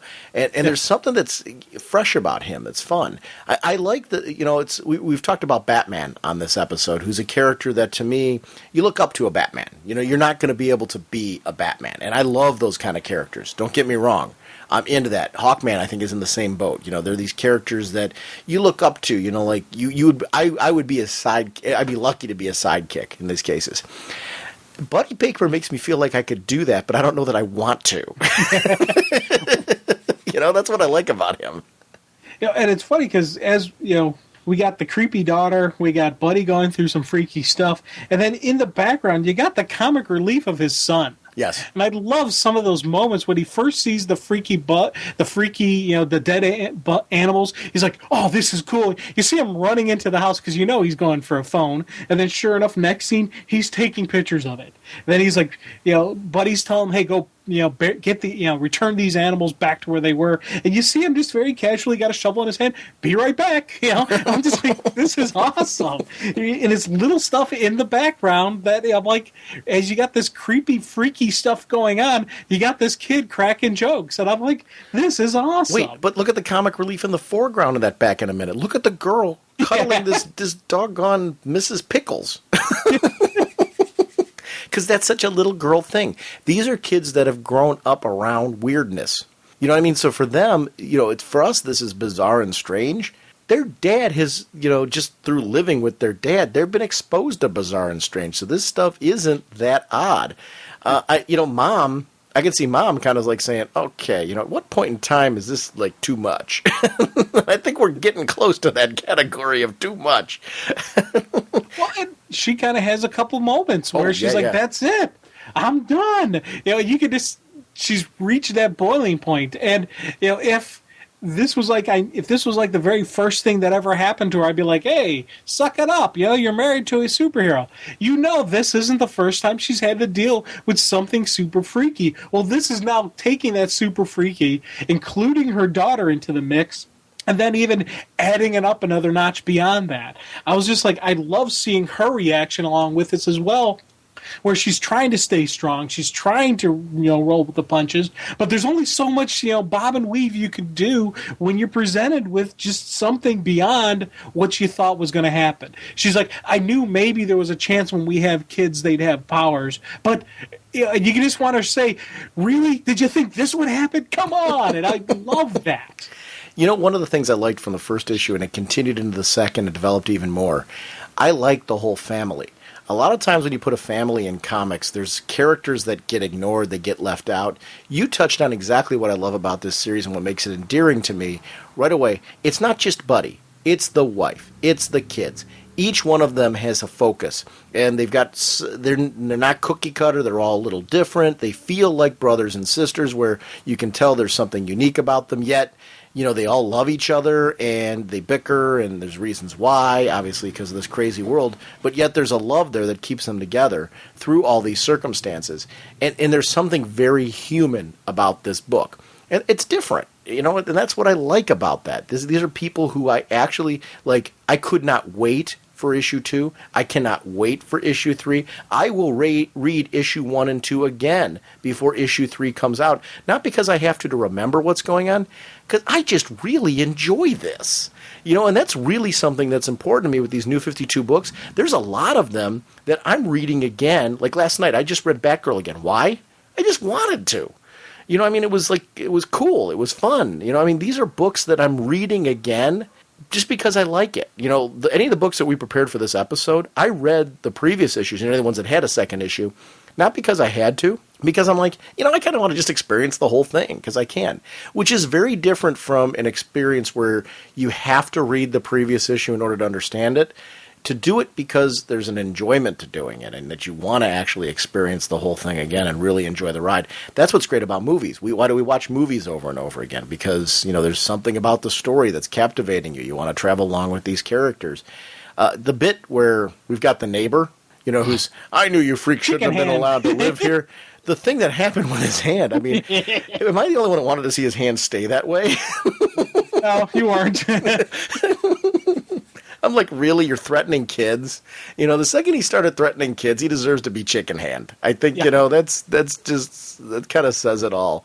I love that it was a little girl that did it because she's trying to protect her brother, and just saying, this guy's bullying my brother, he deserves this. And it's from a kid's perspective where, she's saying, she didn't initiate anything. This guy initiated it. Cliff was just trying to do the right thing. So, she feels justified. And I have this conversation with kids, where they will react to something that somebody did in a way that's inappropriate. But you sit there and understand that there's a logic to their reasoning by what they did, and it's helping them to see alternatives. This is a little girl who just needs to learn alternatives. It's very real. It's very honest. There's something about it, where this girl's going to grow over time, hopefully. This is where, this is a kid who I think is going to be okay, because you mentioned that there's certain moments where the kid's creepy, but this is a kid who's going to be okay because she's got loving parents who are going to, help her. And she's going to learn a better way.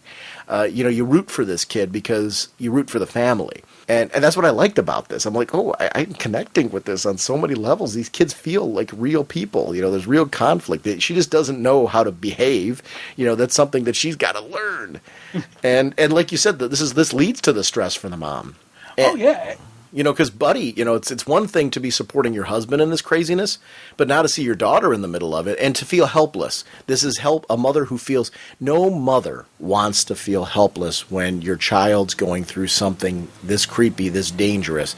You want to make it better. You want to be that supportive. And I love that she felt like a real mom there. This would be very frustrating for her. She wants to make it better. That's something that a mom does. How cool was that? Yeah, and I loved her going from the angry, where he's like, hey, say, Ellen, say something. Oh, you don't want to know what I'm thinking right now, And she went from that rage and that anger to him. She's like, Wait. She's just a little girl. She's my little girl. I love that emotion. Not only that, he became Bernard Baker. That was great because I'm like, he's in trouble. That's one thing you don't want. You don't want to go to when you're called Buddy, you don't want to be called by your full name because you're in the doghouse. Yeah, only thing that's worse than that is when they throw in the middle name. Mm-hmm. And I was waiting for the middle name to come out there any moment, and she was at middle name anger. She was ready to go, but it's more than just anger at him. It's the lack of control, the loss of control over the circumstance, and that again makes this feel so realistic. It's funny because we're talking about a little girl who animated dead animals, and the father who has this blood tattoo that's a map to this alternate universe dimension type of thingy. So we're saying that in the same breath, we're saying very realistic, and I love the fact that we can do that, and we can do it without any completely comfortable saying that this is a very normal, realistic moment within this crazy comic book universe. And I love that when I get that from a comic story. We're going to keep going on talking about this book, but I really want to make it a point to say right now, I give this book the highest possible recommendation. If you missed Animal Man for whatever reason, do yourself a favor. I know it's probably in most of your comic shops. It's in another printing now. Do yourself a favor and pick up the first issue and see if it's your cup of tea. because it's something that's different, it's fresh. I love the family, really engaging characters. This is a book that I do not want to see any chance of being on the chopping block, because I want to see a nice, long, healthy run of Animal Man. This is terrific. This is definitely just a book that, out of the New 52, has just blown me away with its cool factor of characters that I just really want to rally behind and follow. And this is just... I'm with you, Jim, in this. I didn't expect. I was on board and excited for this book because of Jeff Lemire. I'm on board and coming back again because of the whole creative team, the characters, the story, everything you could possibly imagine. I'm a believer in this book, and it really did. Moments like this where the family's sitting around the living room and they're talking about leaving to go to this place. And the brother having to deal with the fact, how is this brother in the long run going to deal with the fact that he's being left out of all this? Mom and the brother are being left out.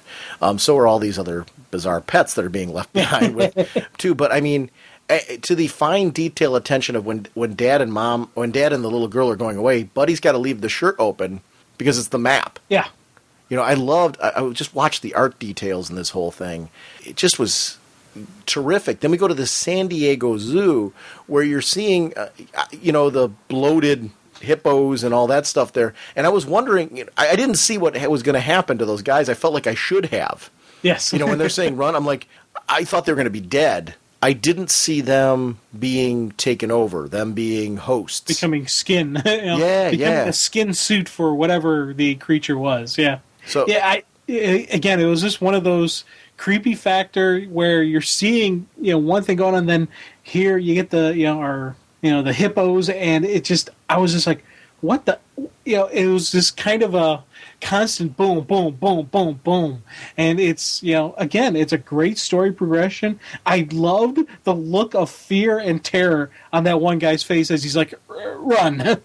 I love that this life web that we see, that they're going through, his idea of this morphogenetic field being a life web wasn't so off, but what if it was a place? What if that map that she's drawing is the web, and he's able actually to enter the web, to go into it and do what they're doing here, through this tree, through the connection there. I don't know, it was something that I found that was very interesting when you're taking us, especially in a supernatural story. You want to take us and make us see things that shouldn't be. You know what I mean? That seem like they're otherworldly. And the trick with doing something like this, and it's something I want to applaud the creative team on, how do you do that without going too far? You don't want to go so far that you're turned off and you lose the characters. They didn't do that. They kept it grounded enough that it's creepy, it's otherworldly, you're just kind of like, whoa, but we didn't lose great characterizations along the way. We felt I felt like reaching into the comic and touching when the daughter's touching the tree, I felt like reaching in to touch it myself. What's going on there? Knowing that probably would be a bad idea if I did. Probably. And I do like the fact that she's, got less of a creepy look and now a little bit more hip and cool. Yeah. And I'm wondering what's packed in the backpack. Are we going to see stuff in the pack? Is it just, what's there? What did they throw in? Why did they decide that? I'm wondering next issue if she's going to be pulling out stuff and why'd you bring that, honey? Because it told me to. Or if there's going to be something else, or if it's just normal kid stuff to be thrown in there, or what do we got going on with the backpack? Did you find that her creep turned into likability as the issue went on? Because it did for me. Big time. Yeah, I think after the incident with the neighbor, because we still saw she was still a little kid. Because up until that point, I wasn't sure if she was a little kid or if she was a possessed entity. Once I saw that moment, saw how she was reacting, I was like, okay, this is a little kid still. This is still his daughter who, she's maybe a little bit weird, but the household's a little bit weird, so she would normally have a little bit of a different factor, and she became less creepy, more interesting. I loved the great parenting from the parents, and I also loved Buddy's commentary that she's more than likely more powerful than him. She's able to do things that he can't. Yeah. And this is an opportunity for him to mentor her, and what is that going to be like? There was something that was interesting about seeing that in this issue. I can't wait for more of this book. That's all I can really say when it comes to Animal Man. It's 2 issues in, and I feel like I can't get enough. Keep it coming. This book could be weekly, and I'd be thrilled. Oh, amen. Yeah, this is definitely really cool story. Really got me into it. It's another book where I'm excited for the next issue, and I'm looking forward to the next issue. Jim Swamp Thing issue 2. The writer is Scott Snyder, artist Yannick Paquette, colors Nathan Fairbairn, letterer John J. Hill, associate editor Chris Conroy, editor Mike Idelson, cover by Paquette, Fairbairn, and Swamp Thing was created by Len Wein and Bernie Wrightson. Swamp Thing's a character I've had an interesting history with. My first exposure to the character, at least that I remember, was a Batman team-up. But then I remember the film. Did you see the first Swamp Thing film? I never saw the Swamp Thing film. Okay, I saw that. And then where Alec Holland was in it. I've seen, it was one of those when like Alan Moore's run was out there, I read an issue or two. It was one of those I never had a budget for. But I picked up issues here and there, like I think I remember DC Comics Presents or something. I don't know. It was one of those things where, at flea markets and stuff like that, I would get an issue here or there of the series. Always liked it, but I don't have like a rich history with the character where anything was chronological enough where I have a deep understanding. But it's a character that I do have like a casual background with. It's really fun to follow this 2 issues, and I'm glad we waited till issue 2 to discuss this book. It wasn't something we did on purpose, just time-wise it worked out this way. But I felt like in issue 2, the book just, it was very interesting in issue 1. Issue 2 takes it even more. When they were talking about this pilot in the beginning, this Calbraith Rogers, I didn't know the first time through that this was going to turn out to be the host for Swamp Thing, right? Isn't that what it was? It's the current host of Swamp Thing, and this is, we're getting his whole story, and he's trying to pass the torch, right, to Alec Holland, and Alec Holland has to decide whether or not to accept it. Isn't that what's going on here? That's how I'm taking this, and this was the current entity, or the most recent entity that was Swamp Thing, so it's definitely the passing of the torch, and I like the fact that we find out that you have to willingly accept it. It's not something that's just thrown on you. And we find out a little bit more of Alec Holland while he was Swamp Thing. Because I'll tell you, I knew nothing about Swamp Thing, really. Just recent exposure to the character and recent readings is any kind of dealings with it. I think I saw one TV... Then there used to be a TV show, and I think I saw like half of one episode one time or something like that. And that's about all my exposure. And I never... For whatever reason, I never got into the character, never wanted to read the character. I was like, whatever. And it just never clicked with me. So I am so into this. I know. So when they first started the ending of Brightest Day, and we saw Swamp Thing was the planet, and then we got a Swamp Thing issue. I was like, okay, I want to read this. I want to see where this goes. I want to see if this has connection back, to the previous stuff, where this goes with it. And it was, for me, this has been a slow build.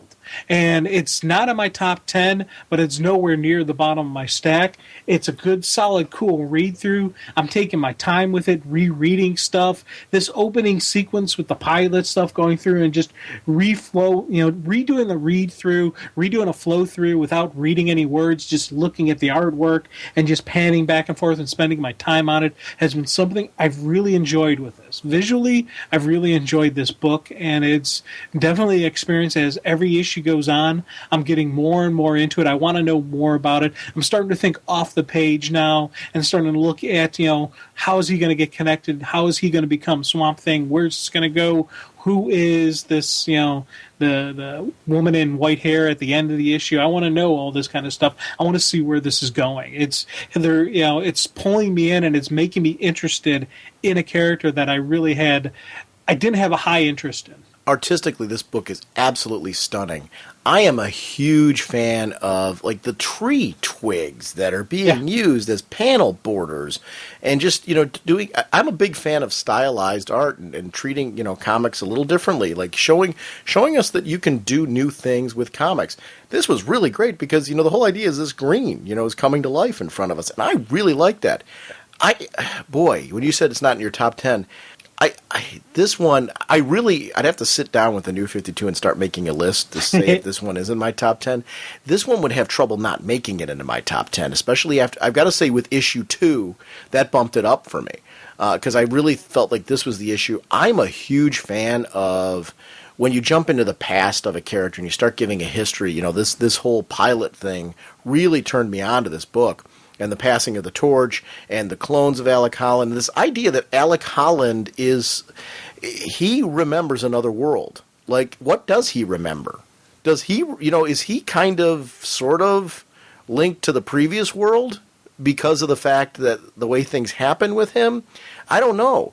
I love that he feels like a fish out of water, and he's addressing that things are different. I don't know if it's just because he came back to life later, or if it's something more. And I love that, there's just kind of a whole mystery to him. Here's how I read that. Mm-hmm. I took it that he doesn't remember the previous world. He remembers the time before what we're currently reading. And at Brightest Day did happen in this universe, and that's what brought Alec Holland back. And he's remembering the clone, whatever of entity that was Swamp Thing before this. And that's the memory he has. And he was actually recreated during Brightest Day. And that's how I read this. Well, I agree with that, but Brightest Day, is it the Brightest Day that happened in the previous universe that he's See, this universe is Brightest Day, I take it. But I don't know. Here's the thing. Where's that spelled out? We don't know. I like that it's abstract. That, right. Right now, there's not a set answer to that. So I don't know that. I agree with you that that's a definite possibility, but what is he? And I have no problem if that's what he's referencing. I agree with you. Like, the scenario you're laying out there is a one possible scenario, and that's, could be tried and true to what this is. But it's also as a possibility, what other world does he remember? Or is there another world that he remembers that we don't even know? I don't know. I don't care. I love that I care about, like, wanting to know more about this guy. Like, this was, when he's saying that, I'm like, okay, what does this dude remember? What's he talking about? I care about this. You know what I mean? I'm speculating. I care. I don't care what direction it goes in. It matters to me. That's a sign. That's where this book starts bumping up. And I'm like, Swamp Thing. I'm with you. I don't, Swamp Thing in the past.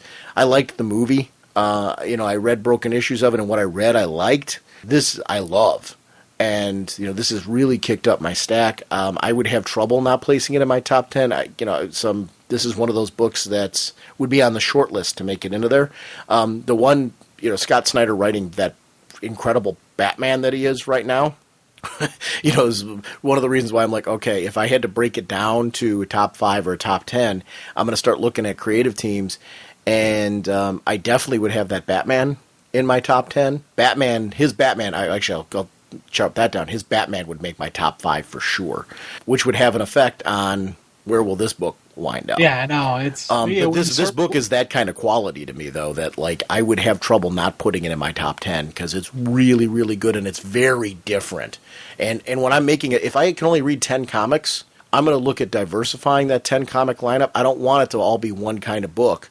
I want it to be diverse. And why do I like so many books? Because I like different comics. I like having a different experience with it. So this would be a book that would be a contender for my top 10 list if I had to chop down.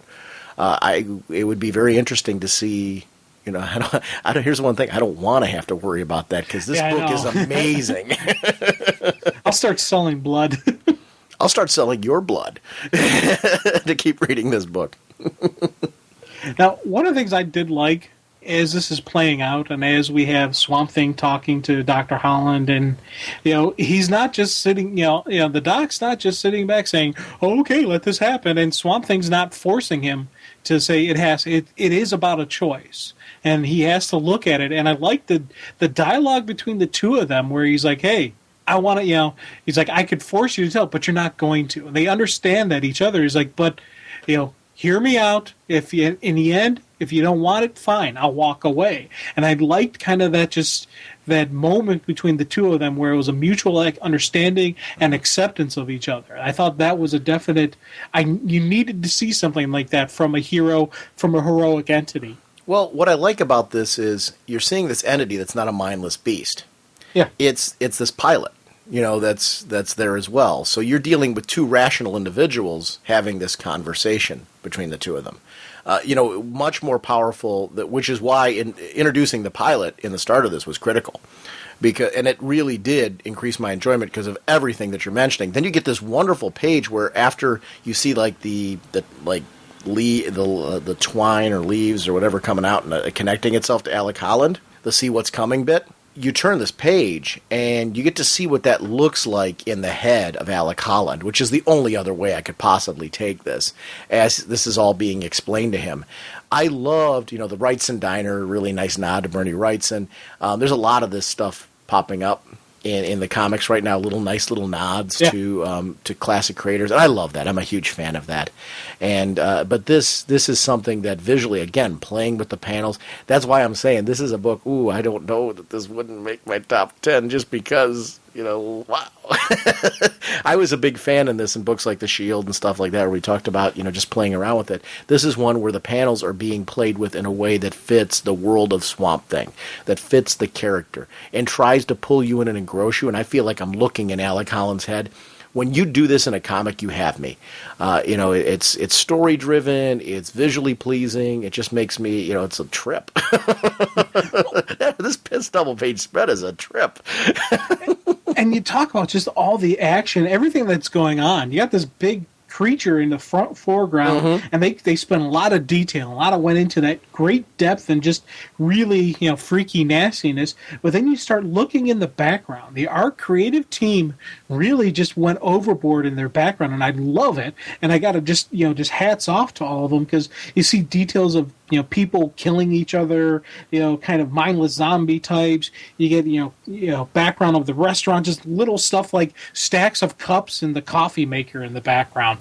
Did they need that? No, but it's just little extra details, little extra things for you. When you're talking about the background with that creature, when you see the thing being devoured there, and then the other creature going into Wrightson's Diner, down below, I love that you see the heads turned around of the people killing each other. Yeah. It's a nod to what's coming later.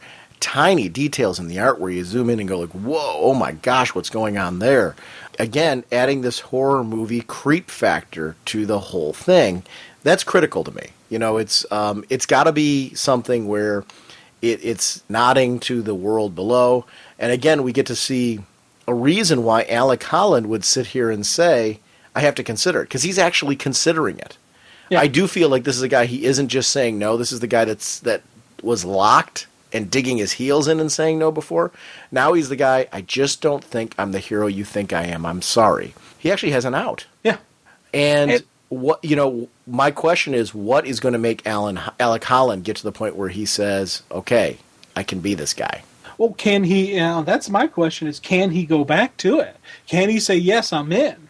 Let's rock and roll, or is it one of those? Once you say no, the gateway is closed. That means Swamp Thing's going to be done by like issue 4. Right. I think we know the answer, that he can go back. I know we know the answer, but there is always that question that rings in my head, because the pilot's worm food. Yeah. Yeah, no, it's one of the things where I love the way it's developed, because you're right. The question is on the table, because we don't know what will it take for him to go back. And that was something that I really enjoyed about the whole thing. Imagine, what would make me want to go back? People twisting heads around. Maybe being a twig-bearing guy isn't such a bad thing. I mean, when you see this, all of a sudden a whole bunch of things that before weren't acceptable become acceptable. I mean, look at the horror he walks into.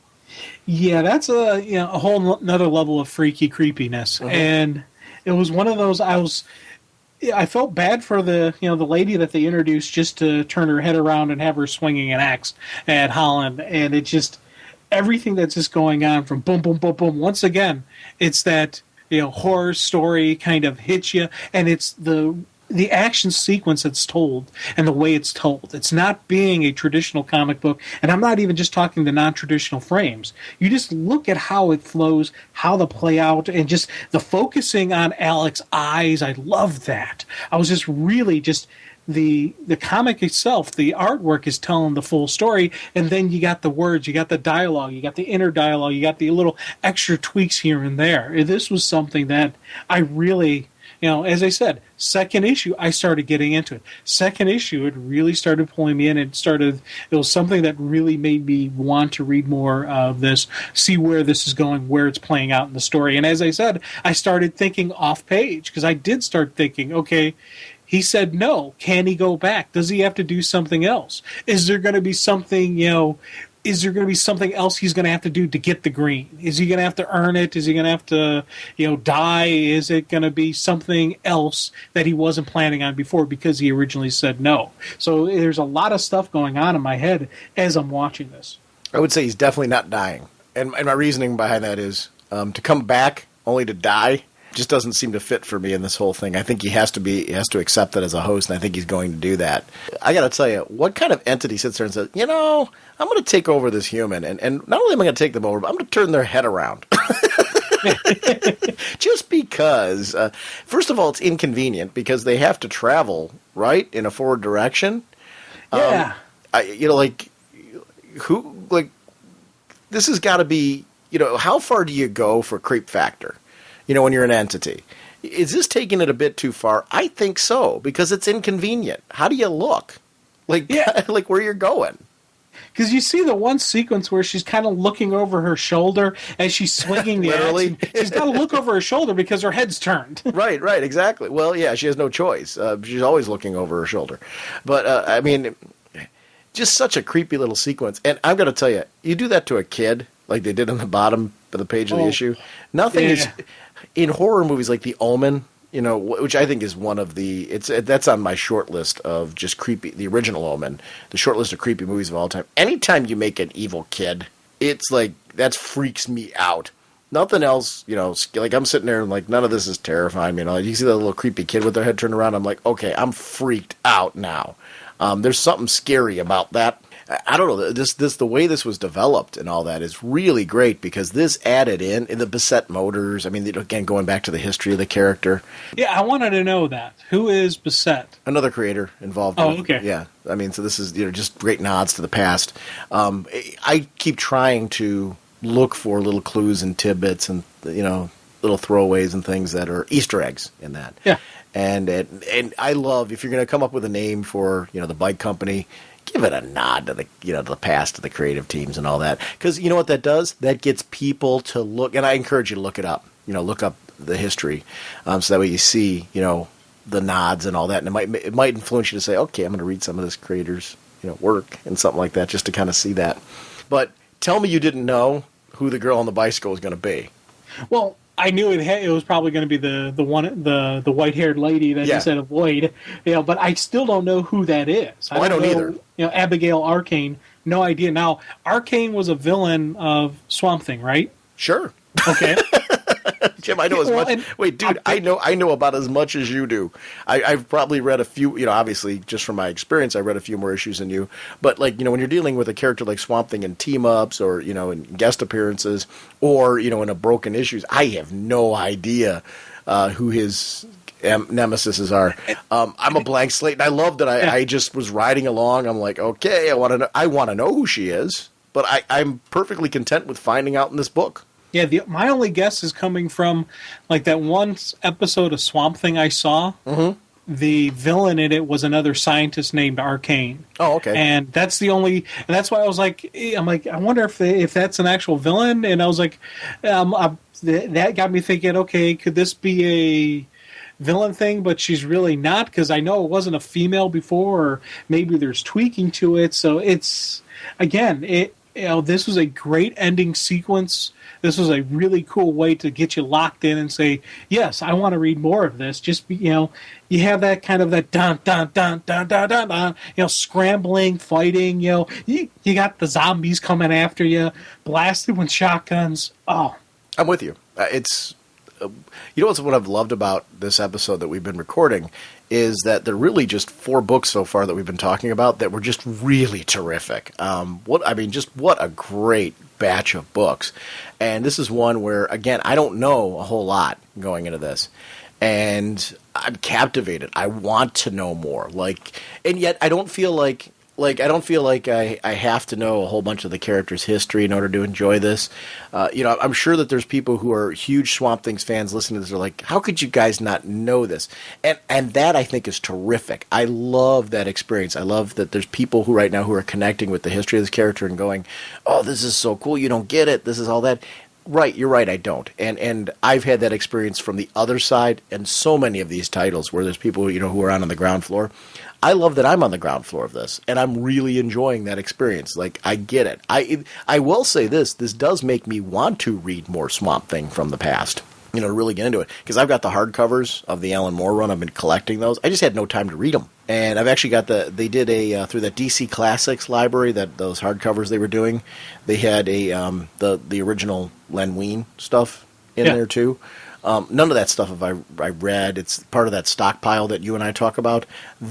Because of this, that stuff has gone up in my stockpile pile as things I got to read now because of it. And yeah, that's actually, another Swamp Thing story I read was in that Alan Moore. They did an Alan Moore trade, Alan Moore's DC Works. Mm-hmm. It was the one that came out a couple years ago. It had the Whatever Happened to the Man from Tomorrow in it and all that. There was a Swamp Thing story in there that I read and enjoyed.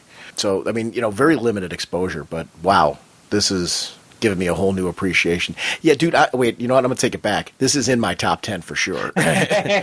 Just through this conversation, I'm sitting here, boy, I really liked this book a lot. So, definitely in my top 10. And this was, for me, this was a title that, it's rising in my enjoyment, and it's definitely something I'm getting a closer bond to it as more issues are coming out. Definitely a stronger feeling towards it after issue 2 than I had with issue 1. Issue 1, I was like, yeah, okay, that's a good book, and there wasn't any passion, there wasn't any excitement for it. When issue 2 finished up, now there is a passion, now there's an excitement to it, now I want to see what's going on. I want to know who this arcane, person is. I want to know what's going on with him, where things are going to happen. And I want to see him become Swamp Thing. I want to see what steps he has to go through to become Swamp Thing. Yeah, I'm with you. Amen. Reaching melting point. Not sure we can make it. Dude, I'm having a huge problem right now. While I was mixing down that last segment that we just did, and I'm getting ready to do, a couple voicemails that we have, I was going through and just saying, let me try to make up a top 10 list right now. And I just started going through titles quickly as I was going through. I can't do it. Like, here's what I got so far. Like, I started going through my list. And this, please understand, everybody listening, this isn't my top 10. These are books that I'm trying to fit into my top 10. And I had to stop and say, oh my gosh, I've got 10 books already, and I'm not done.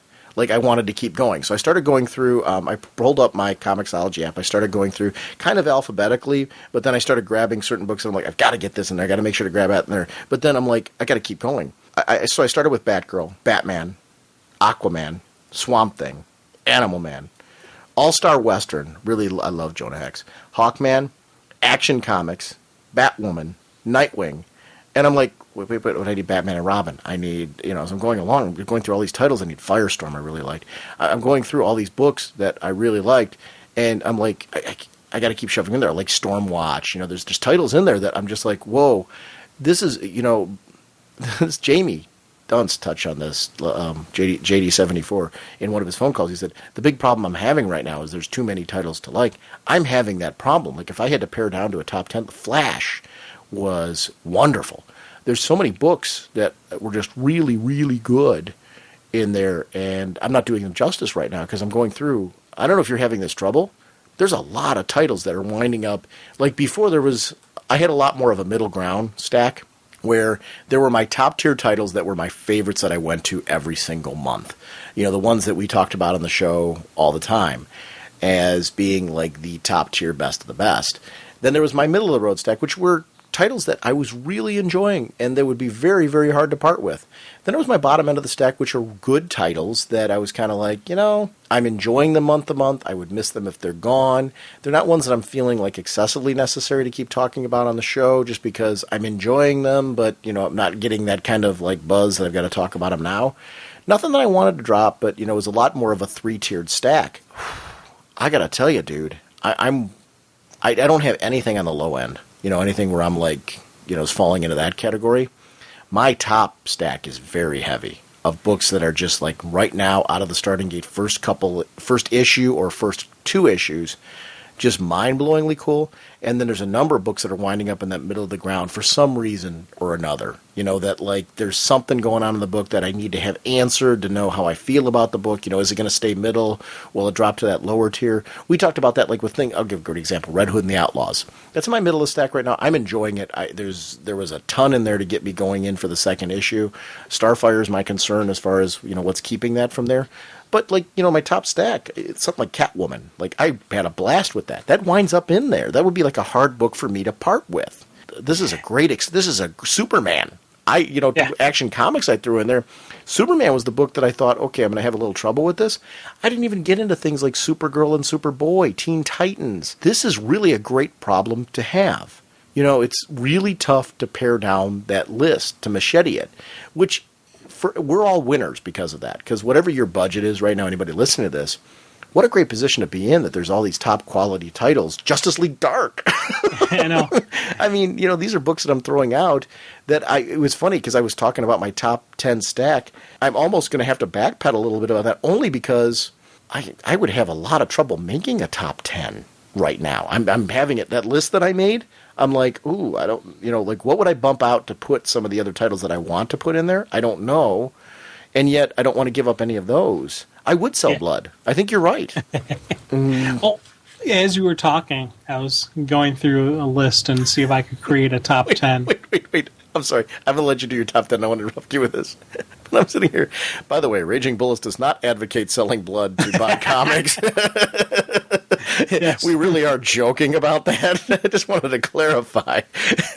Well, sort of. No, go ahead. I'm sorry. Yeah, and it's funny because as I'm breaking down the list, and I'm having a hard time with, I think my list has like 12 or 13, you know, my top 10, and it's... Do you have one? Right, well, yeah, a rough sketch here. And this is going actually just no particular order. Captain Atom. Wait, Captain Atom is a title. Yeah. I didn't even mention the incredible artwork and story in that one. Green Arrow. Go ahead. Go on your list. I can't make a top 10 list right now. So if you can do it, God love you. Okay, well, yeah, it is what it is. Action Comics, Aquaman, Batgirl, Batman and Robin, Captain Atom, Demon Knights, Deathstroke, Detective, Green Lantern, Justice League, Nightwing, Superman, Teen Titans. And I don't know how many number that is. I wasn't counting. Yeah, so that's like, and that's, to be honest, and that's a rough grab. You know, and there's, as I'm saying it, I'm like, oh, that Justice League International was awesome. I'm like, yes. Oh, you know, so, and there's so many stuff that I'm like, I want to throw that in there. And then, you know, that was actually probably more than 10. But, you know. But that was. You get, you know. I think. That was, I think.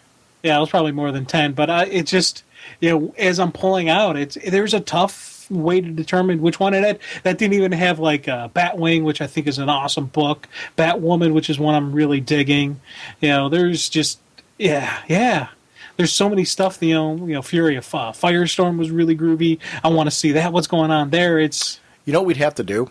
In all honesty, if we really had to do that budget wise, I would do this gladly. I would go back from digital to paper, and you and I would split the list. Yeah, you get 10, I get 10, and we go that way. Oh yeah. I would say to you, dude, I don't care which books you want in your stack. You pick your 10, and I will fill in the other 10, and we'll discuss. You know, make sure that we've got 20 books that we both want, because then we're pretty close to half of them.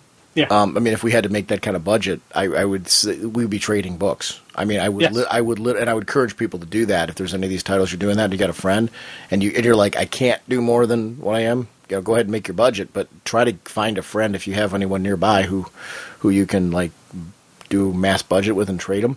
Because to me, it's all about reading. You know, I want to read all these titles. I just want to have that opportunity. So I would gladly. Which is funny because I'm in a very different place that I would honestly say I would have no issue doing that, splitting a list with you so I could read. Mm-hmm. And I would gladly. It's funny, the old collector in me wouldn't have done this because I would have to have my copies of those issues. Yes. I would gladly double up to make sure I could get at least 20 of them out of there. Which tells you about the quality of the books, that it's more important to me that I get to experience them in any level than not to experience them at all. That's what I would do. That would be my solution. I'm lucky enough that, you know, I know you're close enough by that I would gladly wait to trade books with you in order to be able to read them if I have to go that route ever. Well, I'm thinking, hey, let's call Bradick up and let's call Kendall, other guys who live near us. Like, what hey, are you reading? Yeah. Get them and see if if maybe if they want to get some titles, they can get that title, and let's get a group together. Well, that's what I would do if that was the case. I mean, you would have to, because I mean, that's at this point that's how heavily invested I'm in some of these books that I would do anything I could to try and expand that list out, because top 10 would be very hard with this group of books. Very difficult. Yeah, I can't come up with one. Made. Yeah, and they would be very hard. That's a good problem. Yeah, and the one thing I think, if I had to do it, part of me thinks I would focus on a universe, and like a Bat family, or I focus on the Green family, or focus on the Super family, and just go that route with it, and just say, okay, I'm not going to deal with, or would I want the variety when I want, mix and match and have some different stuff? Because when I was looking at stuff, that was one of the reasons I threw in Demon Knights, because it is such a different story. It does have that fantasy feel to it, and I was really wanted to see where that was going to go, and I was enjoying it right out the gate. So I was like, I want to continue with the story there. So that's why I threw that in the list. But when it came down to it, would I want to keep that, or would I rather say, hey, I'd rather have another Green book? Well, see, that's just it. That's the nice problem, is some of these oddball ones are books that some of my favorites in that list. Ones that you didn't expect wind up being on that short list. It would all depend. If I was going 10 alone, I would have to diversify. I don't know that I could do just a family. Although that might be my solution. If I have no other choice, I'd be like, I would go with the Bat family then, if I had to do that. But that would be only because I would have too much trouble making my choice otherwise. I would have a hard time, though, not going like single books. Like maybe doing a Batman title, doing a Green Lantern title, doing a Superman title, doing and just hope that I can deal with crossovers. However, if I had to go it alone, I would try to diversify probably as much as I could, I think. I don't know how I'd do it. Yeah, it'd be a tough call. It'd be a definite one of those things where you're like, do I really have to do it? Please? Well, yeah, when you do, though, that's what you do. You pick it up. It would probably take me a good couple weeks to really make up that list, because I would have to weigh out pros and cons. I would do a lot of rereading along the way and say, what could I possibly part with? I don't know now. I could not make a top 10 very easily out of this New 52. I like that. I mean, I like that that's really the discussion. Whereas before, in previous discussions on this, we made top fives. I made a top five pretty easily. Boom. You just drop it out. Yeah. I don't have a top. I do think I have books that wind up in that top tier stack. I've mentioned them on a few episodes where they're in my top five as far as ones that I want to read. But when it comes to having to look at dropping other books, that becomes a big problem for me. Yeah. It's not the putting books into that upper echelon. Because Batman, I can definitely say, the Scott Snyder's Batman winds up in my top five. Batgirl winds up in my top five. Books that Animal Man skirting that top five line, so is All-Star Western. I got to tell you, Aquaman out of the starting gate, if it maintains the quality that it did in the first issue, winds up in my top five. So does Wonder Woman. Yeah, Aquaman's definitely in my top five. Yeah, it hit on so many levels. There was so much. Batgirl's definitely in the top five there.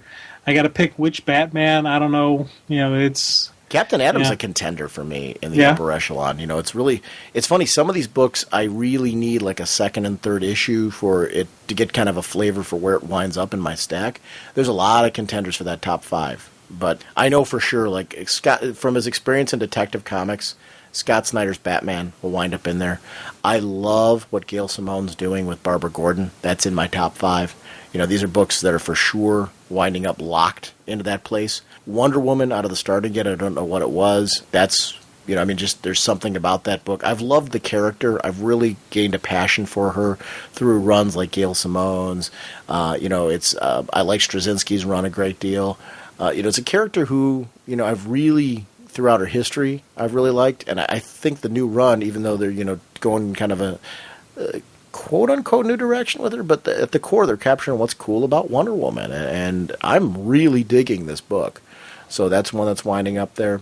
Superman, I'd have a tough time deciding between Action and Superman now, which I thought for sure was going to be Action that was a lock, and that's not an insult to Action, it's a compliment to Superman. I would definitely have a Superman book in there. Mm-hmm. It's not easy to make that top 5. It's really, really not. Very, very quick. That would be incredibly hard. Yeah. Savage Hawkman in my... Yeah. So, yeah, I think I've already got there like 6 books in my top 5. Your top 5 has 10 books in it. Yeah. I would start with my mainstay characters, though. It would be like Hawkman would be in there for sure. I've got to say that. So it would start off first with like Hawkman, Batman by Scott Snyder. So I have a Bruce book in there. That's a lock. Batgirl for sure. I grew up with Barbara Gordon. She would be in there for sure. The other 2 slots are very tentative based on just the incredible. Well, no, they're not. One for sure that would be in there would be Nightwing. So that's my top 4 are locked. That 5th slot's my only question mark. Those would be for sure top 4. You know what? I can honestly say that right now. If I had to cut down right now to my top 5, I can tell you what the top 4 would be for sure. And that 5th slot I would leave open to try and really decide between the other titles. But I would for sure have Hawkman. I would for sure have Batman by Scott Snyder. I would for sure have Batgirl. And I would for sure have Nightwing. And you see, like, a lot of those are Bat Family. Number 5 would be a very, very tough decision. But I can say for sure, without a shadow of a doubt, those would be my top 4. And that 5th slot is very, very... The coveted 5th slot. Well, it would be... Because that would mean putting a book in there would mean, there would be a whole bunch of good stuff I could not read. That would be one. That's about my wild card slot. I don't know what it would be, but those for sure would be in my top 4 right now. I can honestly say that. Nightwing was incredibly satisfying. I'm a huge Dick Grayson fan, so I am going with characters that tend to be my mainstay because they're so well written. That 5th slot, I tend to think I would leave for something unusual. Animal Man's a big contender for that spot. You know what? Animal Man. I'll say it. Animal Man. That would be my top 5. I had to do it right now. I have no... You know what? I liked Animal Man that much. I can honestly say I would look over all my list, and if I had to make 5, those would be my top 5 at the moment. So I'll say that. That's my top 5. I don't have... I would be very, very sad over every other title that I would have to cut off that because there's a ton of quality in there. But I'll go out on a limb and say that would be my top 5. Thinking it through right now, that's my top 5. So that would be it. I can do it. I don't have any hesitation with that. I would be sad with everything else, but those are my top 5 books right now that I really enjoyed. I would want Animal Man in there. So yeah, that would be it for sure. I could not part with that. My lock-in for my 5, I would say Batgirl. Okay. I'm thinking Superman and Action Comics because I want both of those stories playing out. Yeah. And I really dig those, and I want to see where they go. And I'd be giving up both of those. And I tell you, Nightwing, I really love that story. I loved where it was going. I'm like, hey, I want to follow this through. So Nightwing's number 4, and that coveted 5th spot. Yeah, that's a tough one because on one hand, I was thinking I'd like to do Justice League because that would still give me some of the characters. The other hand, I was like, Aquaman really just had me, and I was like, I gotta read this. So, and that's the tough part right there, and that's where I'm kind of toying between the 2 of them. And right now, Aquaman actually kind of has the spot, so I think that would be my 5th, lock in for right now. That's what I'm saying, my top 5. Yeah. And it's funny, as I say the 2 Superman titles, part of me wants to drop one of the Superman titles so I could get something else in, but I can't pick which one I'd want to drop because I like both of the stories so much that I'm like, I want to keep going with this. I want to go 6 through 10. I want to see if I can do this now. I want to actually go through and do it. Justice League, because when you said Justice League, I'm like, oh boy, that would be a tough one to miss. So Justice League would be in my top 10. I would give it up for my top 5. I stick with that list. Justice League would be in there, though. That'd be the one like, whew, I can take Justice League in there. All-Star Western, that would be in there for sure. Boy. Justice League All-Star Western. Demon Knights. Demon Knights would wind up in there. That's one. That would be, so that's what, 7? Yeah. No, 8. That's not 8. Because of Justice League All-Star Western, right. Demon Knights. I got 2 more. Wonder Woman. Really like that. And Aquaman. Based on issue 1. Aquaman would wind up in there. That's my top 10. Wow. This is tough because I'm thinking of all I'm giving up there. But I would say that would be my top 10. Because Aquaman I just thought was... We talked about it last episode. A lot of perfection there. I love the character. I really, really enjoy the character of Aquaman. So that's one I would definitely want. And Wonder Woman, I've got to have Wonder Woman in there. I don't have a Superman book in that list, do I? No. No. And you know what? I honestly, that would be the way I'd go. Thinking of the way I would think. Superman would be appearing in Justice League. I would have the character there. But no, that would be honestly the way I'd go. Because I would at least get him in Justice League. But which tells you, this is where I'm loving Action Comics. I'm loving Superman. I'm not a Superman guy. That's where when we debate that. I love the character. I have a rich history with the character, but I would give him up. Whereas I think a Superman fan who's listening to this is banging their head saying, "No, you give up Batman. You go with Action." And I get that. I'm with you. Hey, I get the in sync there. But it would be for the purpose of I've got my big main top tier character in Batman in his book. Boy, I'm giving up Batman and Robin too, which is that would. I know, and see, I'm trying to come up with my final. But I have a Batman book. That would be the thing for me. I'd be sitting here, but I do have a Batman title in there, so I would have to pick. That would be Batman was because of Scott Snyder. I'm giving Scott Snyder the nod on my Bat book. Yeah. Now for my final my 6 through 10, I'm throwing in Justice League and Teen Titans because I gotta have Tim. I gotta have Tim Drake in there. And the question then for the last 3 spots, part of me was looking at grabbing the Bat titles, but if I do that, I'm missing the Green Universe. I'm missing the Captain Atom, which I really dig. The Catwoman, Batwing, Batwoman. There's like so many different stuff. I'm like, it's hard to commit to it. I'm like, it's funny because as I look at the Bat titles, I'm like, yeah, I really dig Batman and Detective Comics, and that Batman and Robin, the dynamic between Bruce and Damian really has me wanting to read that story. So I'm thinking I'm going to go Batman and Robin so I can get the Damian story. I'm going to go... I want some green. I think I'm going to go Green Lantern.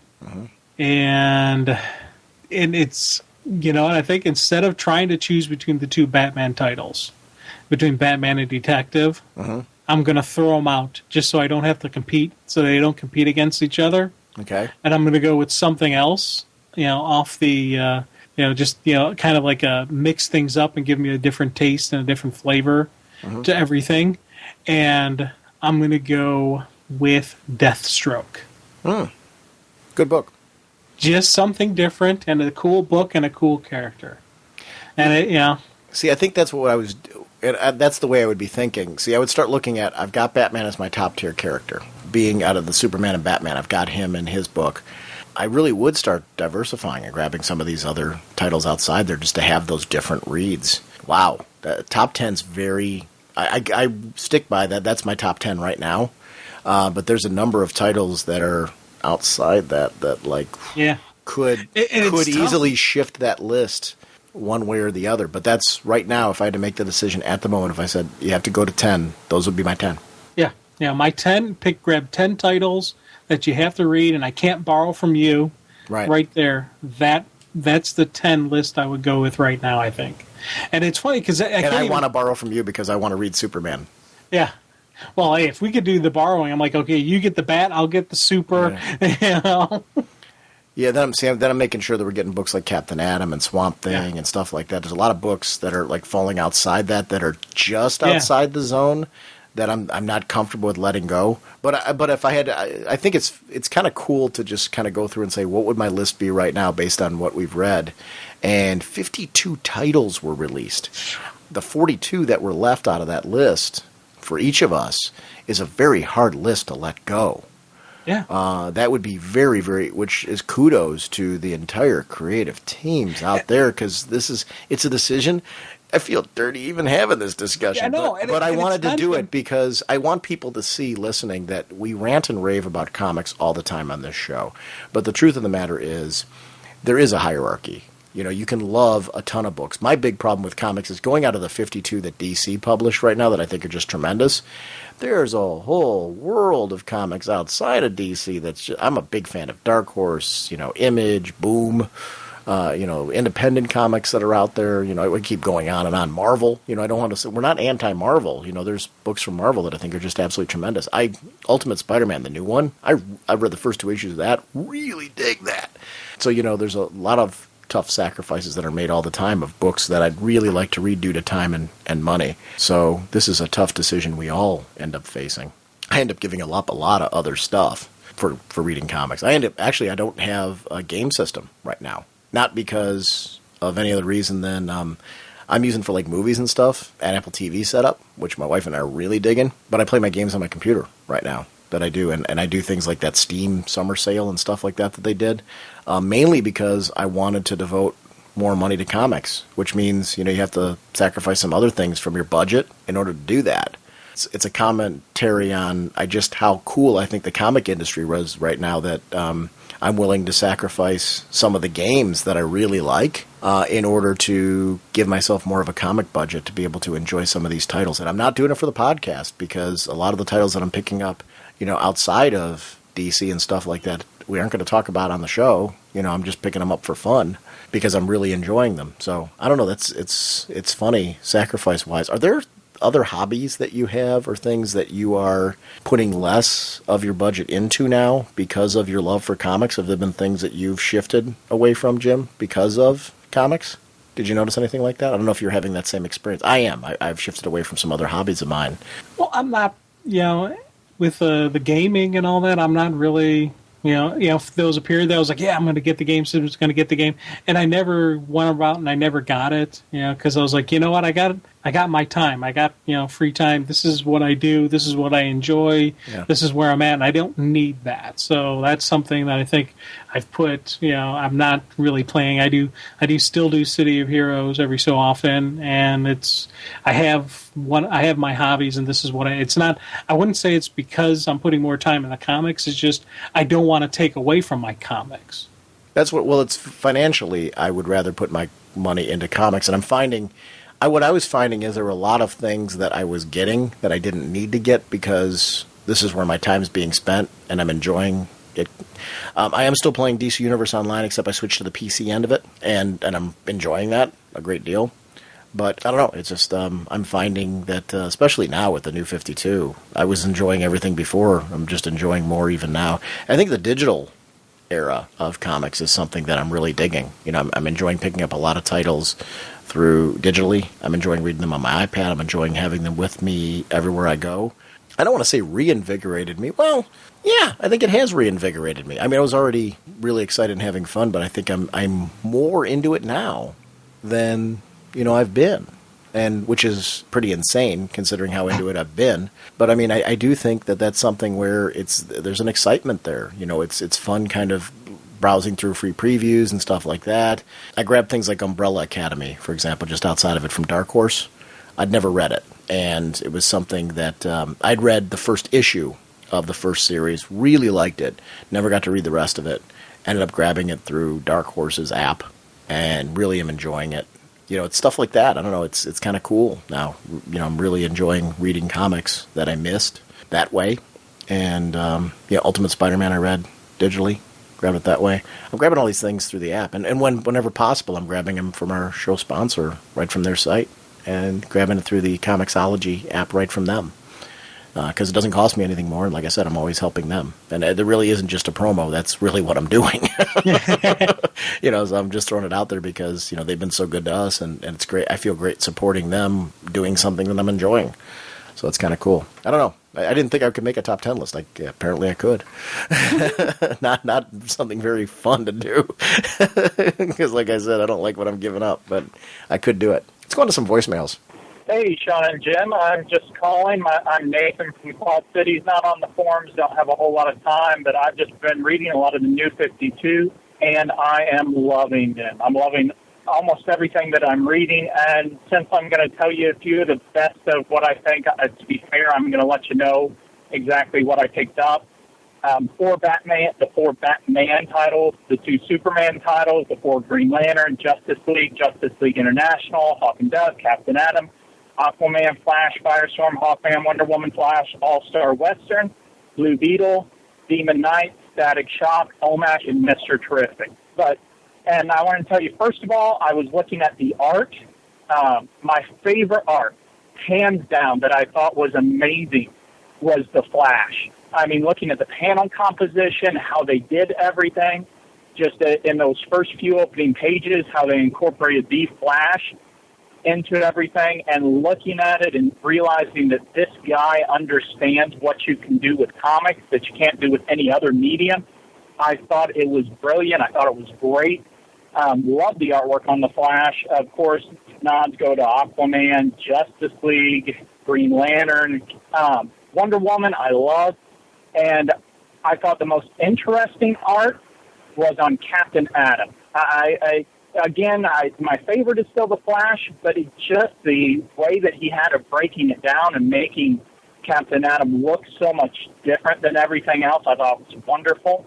As far as writing, I would say just on the basis of writing, I love. And by the way, with the art, picking a favorite is kind of hard. I mean, it was great art on all the books. It's great writing on all the books. I'm really loving all of them. The writing, you can't go wrong with Jeff Johns. I mean, Justice League, Green Lantern, Aquaman, just wonderful stuff. With Green Lantern, I'm a Green Lantern fan. He's my favorite character, has been for a long time. And the fact that they can replace Hal Jordan, who's my favorite Green Lantern, with somebody else, and I'd be loving the storyline. I love with Sinestro replacing him. I love it. I think it's a great storyline. I just, and there's a lot of other great writing, a lot of other great books. But Jeff Johns' writing, and it's hard to pick any one of those three. I love them all. But my overall favorite, and I was kind of surprised by this because, like I said, I'm a Green Lantern fan, was I loved Aquaman. Loved Aquaman. Just reading that issue, all the subtle little jokes that they made throughout the issue, just wonderful stuff. Loved Aquaman. And there's so many nods that I should give to other ones. But like I said, it's so hard. There were so many good issues, so many good things going on. I also love the fact that DC is throwing this Lady in Red into there. And to me, one of the most interesting things, I don't know if you've heard this or anybody's posted or you're theorizing about this, but after reading all the number ones, I think it's interesting. I don't know who she is. Maybe you guys do. But she's always found on Earth. And I've noticed that in all the space comics. I have a few that are set out in space. No matter where it is, she's always on Earth. She's never out in space, never anywhere else. I just thought that was interesting. Don't know if you guys have figured out something else about her. I did want to give you guys some thank yous because you got me to try out a few comics that I don't think I ever would have of and that I'm absolutely loving. I've never really been a big Wonder Woman fan. I bought the Blackest Night tie-in issues. I bought the Flashpoint tie-in issues. But hearing you talk about your love for the character and the fact that Brian Azzarello was writing this and coming off his Batman Night of Vengeance from Flashpoint that I thought was amazing, I went back and forth with it and finally ended up picking a number one up that I saw and reading over it. And honestly, I was shocked at how much I loved that issue of Wonder Woman. In fact, I went in right after that. I put it down on my pull list, so it's coming out every single time, every month it comes out. Loved it. I thought it was wonderful. I know a lot of people were on the internet kind of upset about, it could have been better. Listen, as somebody who's not a Wonder Woman fan, I thought it came across great. I know it didn't really go into an origin or anything with Wonder Woman, but just the little subtle nods that were everywhere in the art and in the writing. I loved where Wonder Woman was talking about the key and looked at the lady and said, I can take the key from you if I have to, but I don't want to. And to me, that was so sharp at summarizing the character of Wonder Woman. Absolutely loved that part. And thank you guys for recommending that, for your passion for the character. I mainly picked it up because of that and the combination of Azzarello writing it. All-Star Western, thank you guys for that one. I've been hearing about you talk about Jonah Hex. And after you trying to get Jim to buy it monthly, you ended up talking me into it. Kind of, sort of. I went into Borders with all the closing sales that they were having, and they had a Jonah Hex trade there, The Face Full of Violence. And, $5 or $6, I decided, I'll go ahead and pick it up, take a look, and was surprised by how much I liked it. Added All-Star Western to my pull list. I'll be honest with you, that number one issue was in my top 3 out of all the issues overall. I just loved everything about it, loved how it was written, loved the mystery, it was wonderful. By the way, thanks for talking about Superboy and Jeff Lemire. I ended up picking up Frankenstein Agent of Shade because of that. Thought that was a tremendous comic. I because of how you recommended him on Superboy, and I had read a little bit of his work with the Atom, and I was going back and forth on it. But when somebody told me, I read on the internet, that Ray Palmer was going to be in it, I called my comic shop right that day and had them pull a copy of it for me. And it turned out to be a good thing. I like the Ray Palmer. I don't know if it's a cameo or a recurring role, but I really liked the comic, and I added that one to my full list also. So I want to thank you guys for that.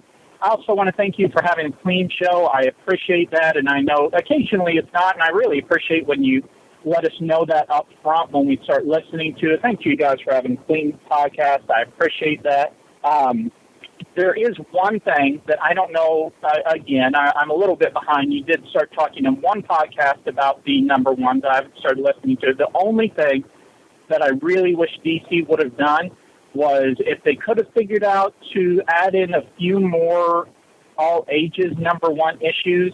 I know some people over the internet are upset about that, and there are some things I picked up as a number one that I kind of want to. I've got a 6-year-old son and want to kind of read with him, and I pull a lot of the DC Kids lines for him, so he gets to read those too. But I was kind of wanting to see if there was something I could read along with him, so I picked up a couple others. And yeah, their Action Comics is good for kids, and there may be a few others, but they don't really have a whole lot of all ages stuff coming out of the number ones. And I really think they kind of dropped the ball on that one a little bit. Don't misunderstand me. They did some great work as far as promotion, as far as other stuff. I really appreciated it, but wish they could have done that a little bit more with the all ages. Hey, Sean and Jim, this is Nathan from the Quad Cities again. I got cut off. I'm not sure exactly what you heard, but we were talking about the subject or I was talking about, asking you to talk about, the subject of heroes killing and, the whole thing with Jon Stewart and Mogo, kind of hearkening back to those beginning days of 24 when you would look at it, or at least I would watch it, look at it and say, what should be done, and even would I be able to do that? Even if I think it's right, would I be able to do that? And looking at Jon Stewart killing Mogo and understanding that, Mogo's innocent of this and wondering, yeah, even if I think it's the right thing to do, would I be able to do that, take an innocent life, even if it's for the purpose of sparing many more lives? But if you could just chat about that, you don't even have to put this one on the show, or you can just clarify if it just got messed up. But thank you guys so much for the podcast. Thank you so much for everything that you do. I hope you're enjoying these new 52 titles as much as I am. And one more thing, Savage Hawkman. I know, Sean, you've got to be loving that, and I thought that was amazing. As much as it didn't clear up different things about Shire and this and that, I love the issue. I'm looking forward to really getting into that and seeing how that's going to play out. But such great writing all around. Again, I had such a hard time picking favorites for anything because all of them are so good. All right, well, thanks a lot, guys, and I'll be listening. It's funny. The second he said Savage Hawkman, there was no way that second voicemail wasn't going in there. Yeah. He had me on that one. It's funny, his enthusiasm and what he's talking about with the fact that there's so many of these titles that it's hard to make that choice. That's one of the reasons why I had to make choices elsewhere, as far as with other hobbies and things that I have. Because I was looking at, like, a lot of the video games I was getting. They're like $60 a crack, $59.99 or whatever, that stuff. And I was getting, a good couple video games a month. And I started looking at that, and I'm like, what's more important to me, hobby-wise? Looking at the new 52 and all that. And boy, did I make the right choice. I'm thrilled with that because titles like Captain Atom, Firestorm, Frankenstein, Green Lantern, Action, Superman, all these titles that I left out of my top 10 list, the Bat Family, so many great books in there. Teen Titans, you talked about that. Wow, how cool was that when those wings popped out of his back? Green Arrow. There's so many books that I'm just really digging out of the batch. Batwoman, I don't think I put her in my top 10. Another character that I just think is stunningly cool, and the artwork was fantastic. That's one of the reasons why I had to make that choice, was so that I don't have to sell blood. It was funny, you mentioned the comment about a clean podcast. You and I never really, ever before when we started doing this said we need to keep it clean. We just naturally did.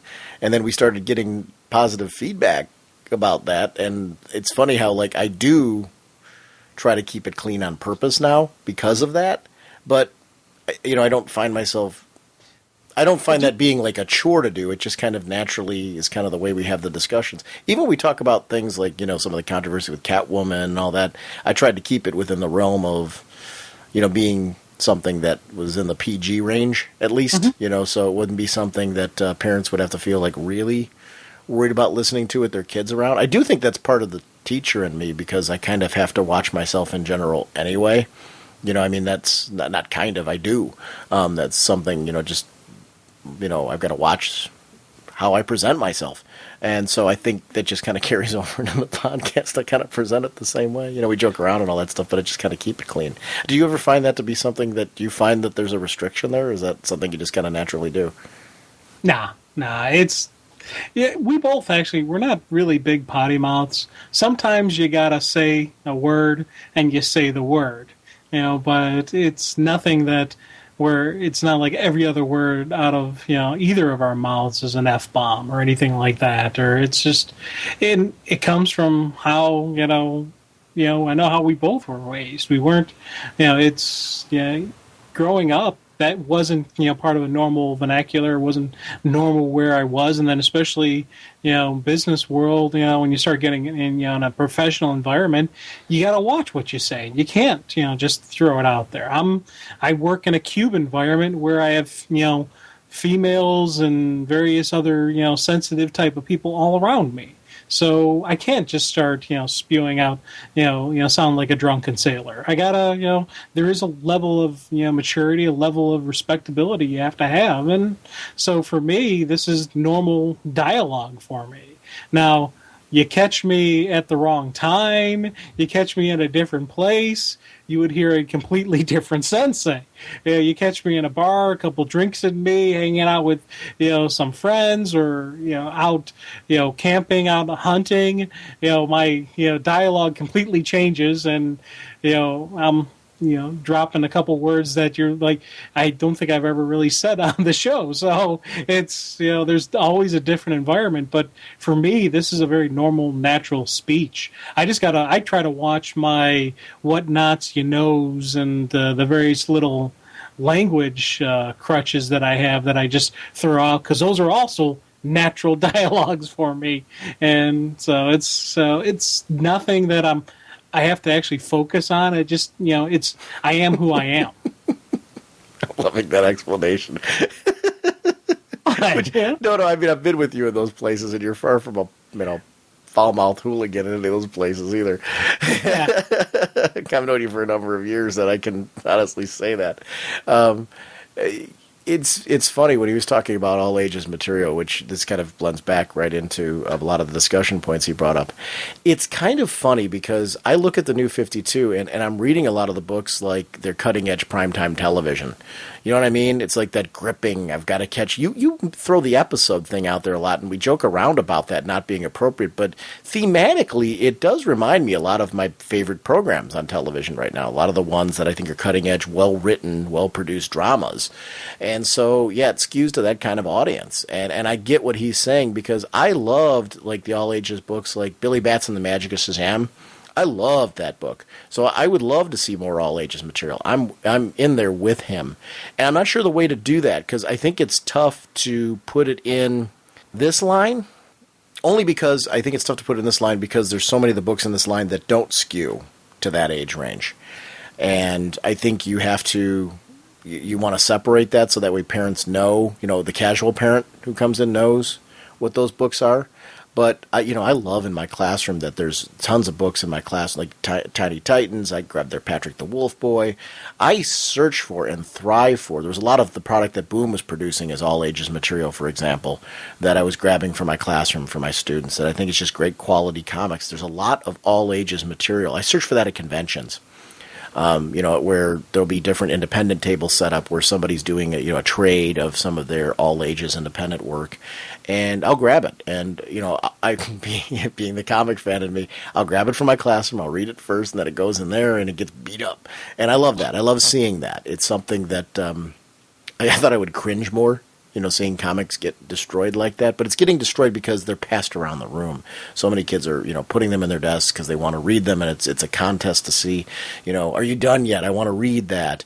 And I love seeing that from all ages material. So would I love to see more all ages DC material? Absolutely.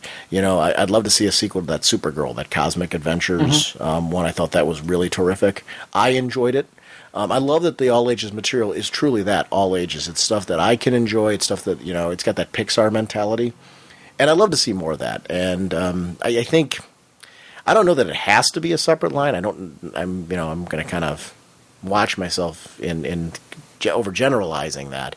But I do think that, there's these titles, the ones that we've seen released, do kind of skew towards prime time, where it's a lot of it is more of your PG oriented stuff, and I like that. I mean, I got to be honest with you. I think the quality of the books are edgy. That's one of the things I like about it, the smartness of it, and the fact that it is written more towards a more mature audience. But I don't think that that's necessarily all they should be publishing, and I'm glad they're continuing to push the all ages books that they have. Like Young Justice, I think is great. Are you still reading that? Young Justice, yeah. Yeah, I mean, that one, because it's, Alt Baltazar and Franco, and, it's there's something about that book that I've enjoyed. It's, do you watch the cartoon? Here's a funny thing. Are you reading that and watching the cartoon, or are you not watching the cartoon? I've got a lot of episodes recorded on the cartoon, and it's funny, I'm still reading, but I'm not, they're recorded to be watched at a later date. I haven't actually sat down and watched them. Have you watched any of it? Oh yeah, I've watched a bunch of them. There's not that many. What? There's not that many of them. I think there's like 11 or 12, I think. Yeah, so I'm like, I think probably 6 behind or something like that. Okay. So I got a pretty good chunk of change that's in there, and I'm just like, it's because it's funny because I look at what I have tons of TV that I'm recording. And so I got to pick which one I'm going to go with. And it's kind of the same thing with the comics where I'm like, okay, I got to pick what I'm going to go with. I got the HBO stuff. I got some Showtime stuff. I got, some of my, the various Deadliest Catch, American Chopper, those shows. I got to get to those. So it's, there's a lot of just the things that are pulling me from that. So, yeah. All New Batman Brave and the Bold. I'm still reading that one too. I like that. It's one's based off the cartoon, and that's a cartoon that I really enjoyed, and I'm enjoying that all ages comic. So I would like to see more like that. It would be great if they could somehow start a mini all ages universe. I don't know that they need to go that route with it. I would like to see, I guess I'm all for anything that would cause more all ages material out of DC, because I understand his point, and I agree with him that they're lacking there.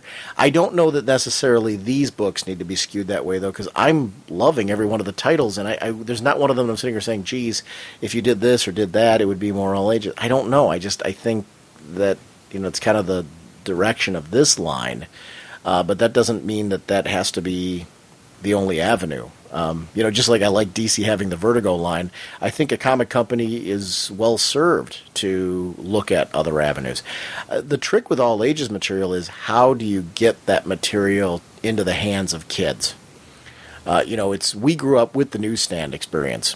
If kids aren't going into comic shops, how do we get the comics to them? And I don't know what the answer is to that. Digital, I think, is an avenue to getting it to kids, but the problem is I don't think having a DC app for the younger kids is the way to get them. I think that the digital has to appear in their video games. It has to appear in other places. So I think it's a different approach, and I would love to hear for some of the success stories in getting all ages material out to kids. What creative ways they've tried to reach kids in a new way, that's outside of the normal comic delivery method? Is anybody doing something innovative trying to reach kids? Because I do think it's an untapped market for comics. My kids all love it, my students. So, I know that there's this kind of general idea that kids have so much conflict and they won't read them. Speaking as a classroom teacher who puts comics in his classroom, my kids love them. My kids have required work that they do every single day. But then, the kids, when they finish early, I try to provide silent reading and journaling time when they finish early. It's not a huge amount of time, but, it's a sustained silent reading time where they can read for enjoyment, because I think it's important to build that type of thing, and also write for enjoyment. I give them a lot of assignments that they have to have, and I want them to see that, this is choice time. This is where and when you go to the library, when you grab books from my shelf, this is your chance to make a choice, and that's reading is fun. We read for enjoyment, and it's not always on my level. It's, I'll read funnies and stuff like that from the paper, and I love them. I think there's a lot of creativity in funnies. But that's stuff that I read to kind of unwind, clear my head, do it for fun. I want my students to be doing that. So when I do that in my classroom, comics are on the shelf, and boy, they're always off the shelf, and kids like that material. And I've got a lot of kids this year that are drawing and making their own for fun, when they're done with work and things, or at indoor recess or things like that. The other day I had kids taking my dry erase board, and they were, setting up panels and making their own comics. So I think it's great, That's awesome when you tell those stories. Diary of a Wimpy Kid is a book that my kids are using that and reading that, just kind of a comic prose hybrid, and that's getting my kids to draw and make and design their own comics. And these are kids, a lot of these kids that are making comics are my kids that don't like to write. And they're storyboarding, you know what I mean? They're doing beginning, middle, and ending of stories, and there's a logical flow to it. And it's great for these kids to just get exposed to the framework that they need for writing. So I know that stuff's kind of cool. So I agree with him on all ages material. I want to see more of it. I don't necessarily want them to change this line to do it. And that's the selfish side of me that's saying I think that the quality is top-notch right now, and I think that there needs to be, different lines for different audiences. And I want to see that all ages line beefed up. So I echo his concern. Because I want to buy this stuff. That's the stuff I want, and it needs to be all traded. I've said that on the show multiple times, and I'm going right back to it. For classrooms, bound that stuff, because I want it in my room and beat up. But I want it to be able to be beat up. The single monthly issues don't last long. They don't last at all. They get torn to shreds. I brought some in, and I don't do that anymore. I wait for trades, and I grab them in trades. So I would encourage comic companies in general, not just DC, to do trades for teachers, because that's what we want, or hardcovers or things like that. Because I grabbed something, Words with Pictures, I think it was called, or Pictures with Words. It's one of those titles. It's in my classroom. It's a hardcover collection from a variety of different creators of all ages material, and it's either Words with Pictures or Pictures with Words. It's in my classroom, so I can't quote it right now because I don't have it in front of me. But my kids have been passing that one around, and that was hardbound. They had the option I picked it up at a convention, and I believe it was in Chicago when we were there. They had a booth set up, and it was all ages. I grabbed it. And my kids are loving it. They're passing it around, sharing it, and that's another one that stays off the shelf. But I love that one because it's hardcover. Cool. So, that's the kind of stuff. There is stuff out there, and I'd love to see more of that available for kids, because I do think that kids like comics. There's not that avenue away from it. So, Jim, let's jump on our next phone call. Hey, what's up, guys? My name's John. I'm a new listener, and I actually heard you guys talking about the Red Hood comic on the latest show. And one thing that, in particular, that I heard y'all talking about was when she referred to, I guess, Jason and Red Arrow, whenever she referred to them and said, when I can tell them apart. What if she was actually talking about Dick Grayson and Jason Todd, and she's playing dumb to not remembering these people? To me, that would make more sense than not being able to tell Red Hood apart from Red Arrow. So it's something that I haven't heard anyone really talk about, and like you guys are saying, there has to be more to the Starfighter character, and I think there is, and I think he hints towards that in the book. That was just something I wanted to throw out there and see if maybe you guys would agree. That's all for now. Go please keep up the good work, and I love how long you guys' shows are. They get me through work. But thank you. Bye-bye. I love that. I love how long your show is going to get through. I actually really appreciate that because we get that feedback a lot.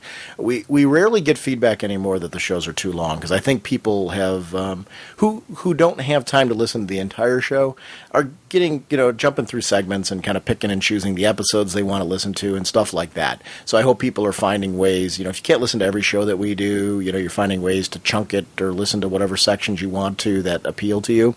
And I really appreciate when people listen to any portion of the podcast. But we get a lot of people who say it's great for work, it's great for this, it's great for that, as far as time-wise. So I think my belief in podcasting is there's so many podcasts out there that if we're not your flavor, there's plenty of options. We shout out our friends of the show all the time. I've got links on our website, which is by no means comprehensive. That's why I always shout out, that we're proud members of the Comics Podcast Network and the League of Comic Book Podcasts. That's just 2 avenues towards more comic book podcasts. So there's something for everybody. This is the way we like to record. And I feel that if we're enjoying what we're recording, people who want our kind of delivery are going to enjoy what we're doing because we're enjoying it. If we're phoning this in and we're not having fun, you're not going to listen very long because it's going to come off that way. And I'm a big believer with that in any podcast. My favorite podcasts are ones with passion and emotion, and people are into what they're doing. And Jim and I look forward to doing this every week. You'd think after all these years we'd get sick of talking to each other. Yeah. But it's just the opposite. Wait, we're almost 3 hours into chatting right now, as far as on our end, what it looks like on our end. And, I'm just as enthusiastic about this conversation as I was the rest of the episode that we were recording. That's the Red Hood and the Outlaws thing. This is the page that, to me, made it seem like it was the 2 guys she's hanging out with right now, not those 2. I could see how he would think that way. It says, I know I shouldn't be here on this planet. I'm not wanted here. Very few aliens are. But what are my options? Besides, those 2 humans make me laugh when I can tell them apart. I think I took it that she was talking about the 2 guys she's running with right now because, they've kind of banded together and we're going that route. I agree with him that if we were talking about Dick Grayson and Jason Todd, there's similarities between the 2 of them. Because, obviously Jason Todd was the replacement for Dick Grayson and did dye his hair to be like the new Dick Grayson in that end. So, I don't know. What was your take? I don't know. I'm going back and forth with her and just how she is. And I think when we first started talking about the book, I was the guy who was saying, hey, maybe this is just a swerve and I don't know if it's going to be a swerve. I think this is just how Tamarians are, and I don't know. I never got the vibe that it was between Dick and Jason, and that I took it. I'm taking that it is between the 2 of them, and she looks at us. She looks at humans differently, and it does throw me, and it does have me concerned for where the book's going to go because.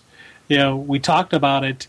2 out of 3 were spot on, and then you get this 3rd one where you're like, I don't know what's going on with her, and it's a difficult thing because she could, the character, the way he's doing her character could, throw me off of a book that I really enjoy, and I want to, I got these 2 characters that I'm really digging, that I'm really liking. I'm like, man, this is awesome, this is spot on, and then I get the 3rd one, and I'm like. I don't know what's going on here, and it's got me nervous, it's got me concerned, it's got me interested. There's 2 things about her that could improve my outlook on her. I'm a big believer in what you said last episode, where you started convincing me that there's a possibility there's a swerve with her. I still maintain that that's interesting, and that might be a possibility.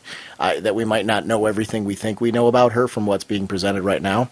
So I'm okay with that, if that's the option. I'm hoping that's the case. But the other option would be that would work for me, because I've been thinking about this a lot. I'm like, what do I need out of Starfire to be a believer? To start showing growth. If we're going back this far with the character, which I take this as being, she had a relationship with Dick Grayson, but it's not the relationship that we knew before. It wasn't as long as what we knew before. If we're going this route with it, I'm talking about. So I'm still speculating on what it could be. Let's say we're going back farther than we think, and it wasn't as long as we think. And this is a character who's had more of a casual relationship with Dick Grayson. Casual, but well known enough that people would be aware of it, including people like Roy and Jason and stuff like that. Because I don't know what that Titans history looks like in this. So let's say that that's the case. If that's what happened, then there's a possibility to show this character continue to grow in her understanding of Earth and humans and things like that through this series, where we see her mature into the Starfire that we're used to. Not saying that she can't go in a bit of a different direction, but there's definitely, we talk about what the books we're loving the most are the ones that at their core capture who that character is. And this Starfire has to have one of those two possibilities happening with her in order to achieve that. To be at her core who I think Starfire is. Because as it looks, and I'm putting quotes around that, she's not that character yet. But there's both of those options which could make it be the case. So I don't know. I'm definitely. You opened up some possibilities to me on the last episode, where I'm kind of hoping it's something like that. Or some growth that we're going to see from the character along the way, and maybe watching these two dolts from the outside. It could be some of that. And I hope I'm right. I hope that's the actual way it is, because that would be a great just little swerve in the story arc. See her become the den mother. Yeah, it's just I'm worried, because the more and more I'm hearing people talk about it, I'm not hearing a lot of people who had that same theory as I did. And, maybe I've just got lucky or whatnot. I don't know. But if there's more and more people talking that it's just a young, it's just a young Starfire. It's not the Starfire we know. She's got to grow into that role. And, okay, that'd be awesome. That'd be good. Some character maturity. And then others are saying, no, they're off on this one. And I'm worried that, we're going to have a hiccup, we're going to have an issue, and for me, issue-wise is story. Am I going to lose some cool story moments, or am I going to get even more story moments out of her growth, out of her development as getting accustomed to life on Earth and dealing with Earth, with humans? Yeah, I don't know. I don't know what the answer is there. I'm with you. It's an interesting character, and Starfire means a lot to me. Because I've read her since New Teen Titans, since, she was introduced. And, she's a character who I've got very strong feelings about. I felt that there was an evolution to where she became. If she's taken a step back, like kind of what they're doing with Catwoman, I'm okay with that. I just need to see her evolve into the character that I know and love. I don't want this to be her new MO. Yeah. If that makes sense. I'm willing to, and I need to see signs that that's the direction it's heading, if that makes sense. So, I'd love to see some growth along the way, and I can follow that gradually then. I have no problem with that, where we start seeing that the idea is for this character to mature. Maybe smack a couple of them upside the head. No, I mean that, because, these are guys who are clearly being, there's an immaturity level to both of these characters, of Red Hood and what we call him, Arsenal, I guess is what we're going with on that. I think he's Arsenal. Yeah. Which happens a lot in your buddy cop action movie style delivery, which I like. I really like that avenue of them. So there's an opportunity for her to get both to kind of step up. But I'm with you that we see more from Jason. There's more to Jason that meets what he shows us too. And I like that. I liked that when we got to see him at the end of the issue, it gives me some hope for that. So I'm not, ready to abandon ship on that yet. I want to see where that's going to go. They have me interested. So we'll see where that character is going to go. Yeah, I hope it goes well. Me too. I really do. I want it to. I want it to go where it logically should. Come on, Skreel. Let's pay these Plutonian beam makers a visit. As I mentioned at the start of the show, all 52 DC number 4 issues are available at that special discount again. For anybody who's trying out these books and trying to make a decision as far as which titles to follow, or you're just like, wow, I'm liking so many of them that I've got to do it at a discount. 50% off. This is a great deal. $159.48 is the regular price for these books. 50% off, it's only $79.74. This is great for any of you that are looking to get all of these titles or still making a decision on which titles you're going to keep. So I want to thank DCBService.com for continuing to support their fans, obviously, with this amazing discount. Over at InStockTrades.com, this is one I highly recommend. Paul Dini, Carlos Donata. This is an amazing hardcover, Batman Arkham City. It's a tie into the video game. It's complete story, though, very well written. So if you're into Batman, this is a great story. You don't have to be playing the video games to enjoy this.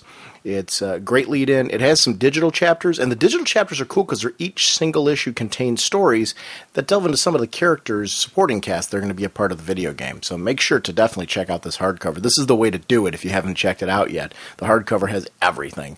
And it's 168 pages, $22.99 regularly, 38% off, only $14.25. So it's a great way to pick up that book. And remember, orders of $50 or more give you free shipping. DCBService.com and InStockTrades.com are also your digital portal to Comixology, so it's a great chance for you to pick up some great books from Comixology and to support our show sponsors, so please consider doing that. Our next episode, Jim, we're going to talk some of the news out of the New York Comic Con. We're also going to talk more of the New 52 books, though, because that is really going to be our focus on our next batch of episodes. We're going to keep going on New 52 books until we've talked about all of them. So some of the books we'll be talking about issue number 2s. Some of them will have to wait till issue number 3. We're just going to keep going. We're going to hit all 52 books, and we're going to do them all justice. So we're going to do cover-to-covers, really deep discussions as far as what we're enjoying about the book, because that really is the tough problem I'm having right now. Is if we made that top 10 list, kind of the impromptu thing, just to see if we could do it, and that was painful because of how good these books are. So I want to talk more about them, and hopefully for people, help them to make up their own decisions as far as if they're wanting to try some new titles, because everybody, I think, their top 10 list is going to be very different, and there's going to be, I think there's books that are out there for everybody, and that's one of the things I'm liking, how different they are. We couldn't talk about more different books on this episode, so I'm excited to talk more. And Jim, I'm hoping you have fun at the New York Comic Con. So we will chat with everyone next week. Bye. Flying through space and time, 1,000 different lifetimes. Faded for love and flaws and incredibly clear sightlines. Swinging your mace around, such a practical outlook. Helping the JSA and occasionally supporting your own book. Hawkman, Hawkman, eagle eyes can't see. Hawkman, your plan and what you do to me.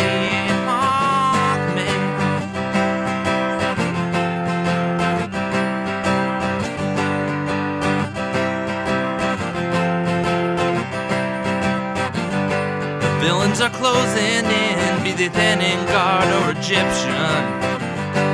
Working so hard to thwart you and Hawkgirl's mission. The odds are not on your side, and danger seems to stack up. Things would be so much easier if you would just call for backup. Hawkman, Hawkman, eagle eyes can't see your plan. What you do to me, Hawkman, Hawkman, eagle eyes can't see.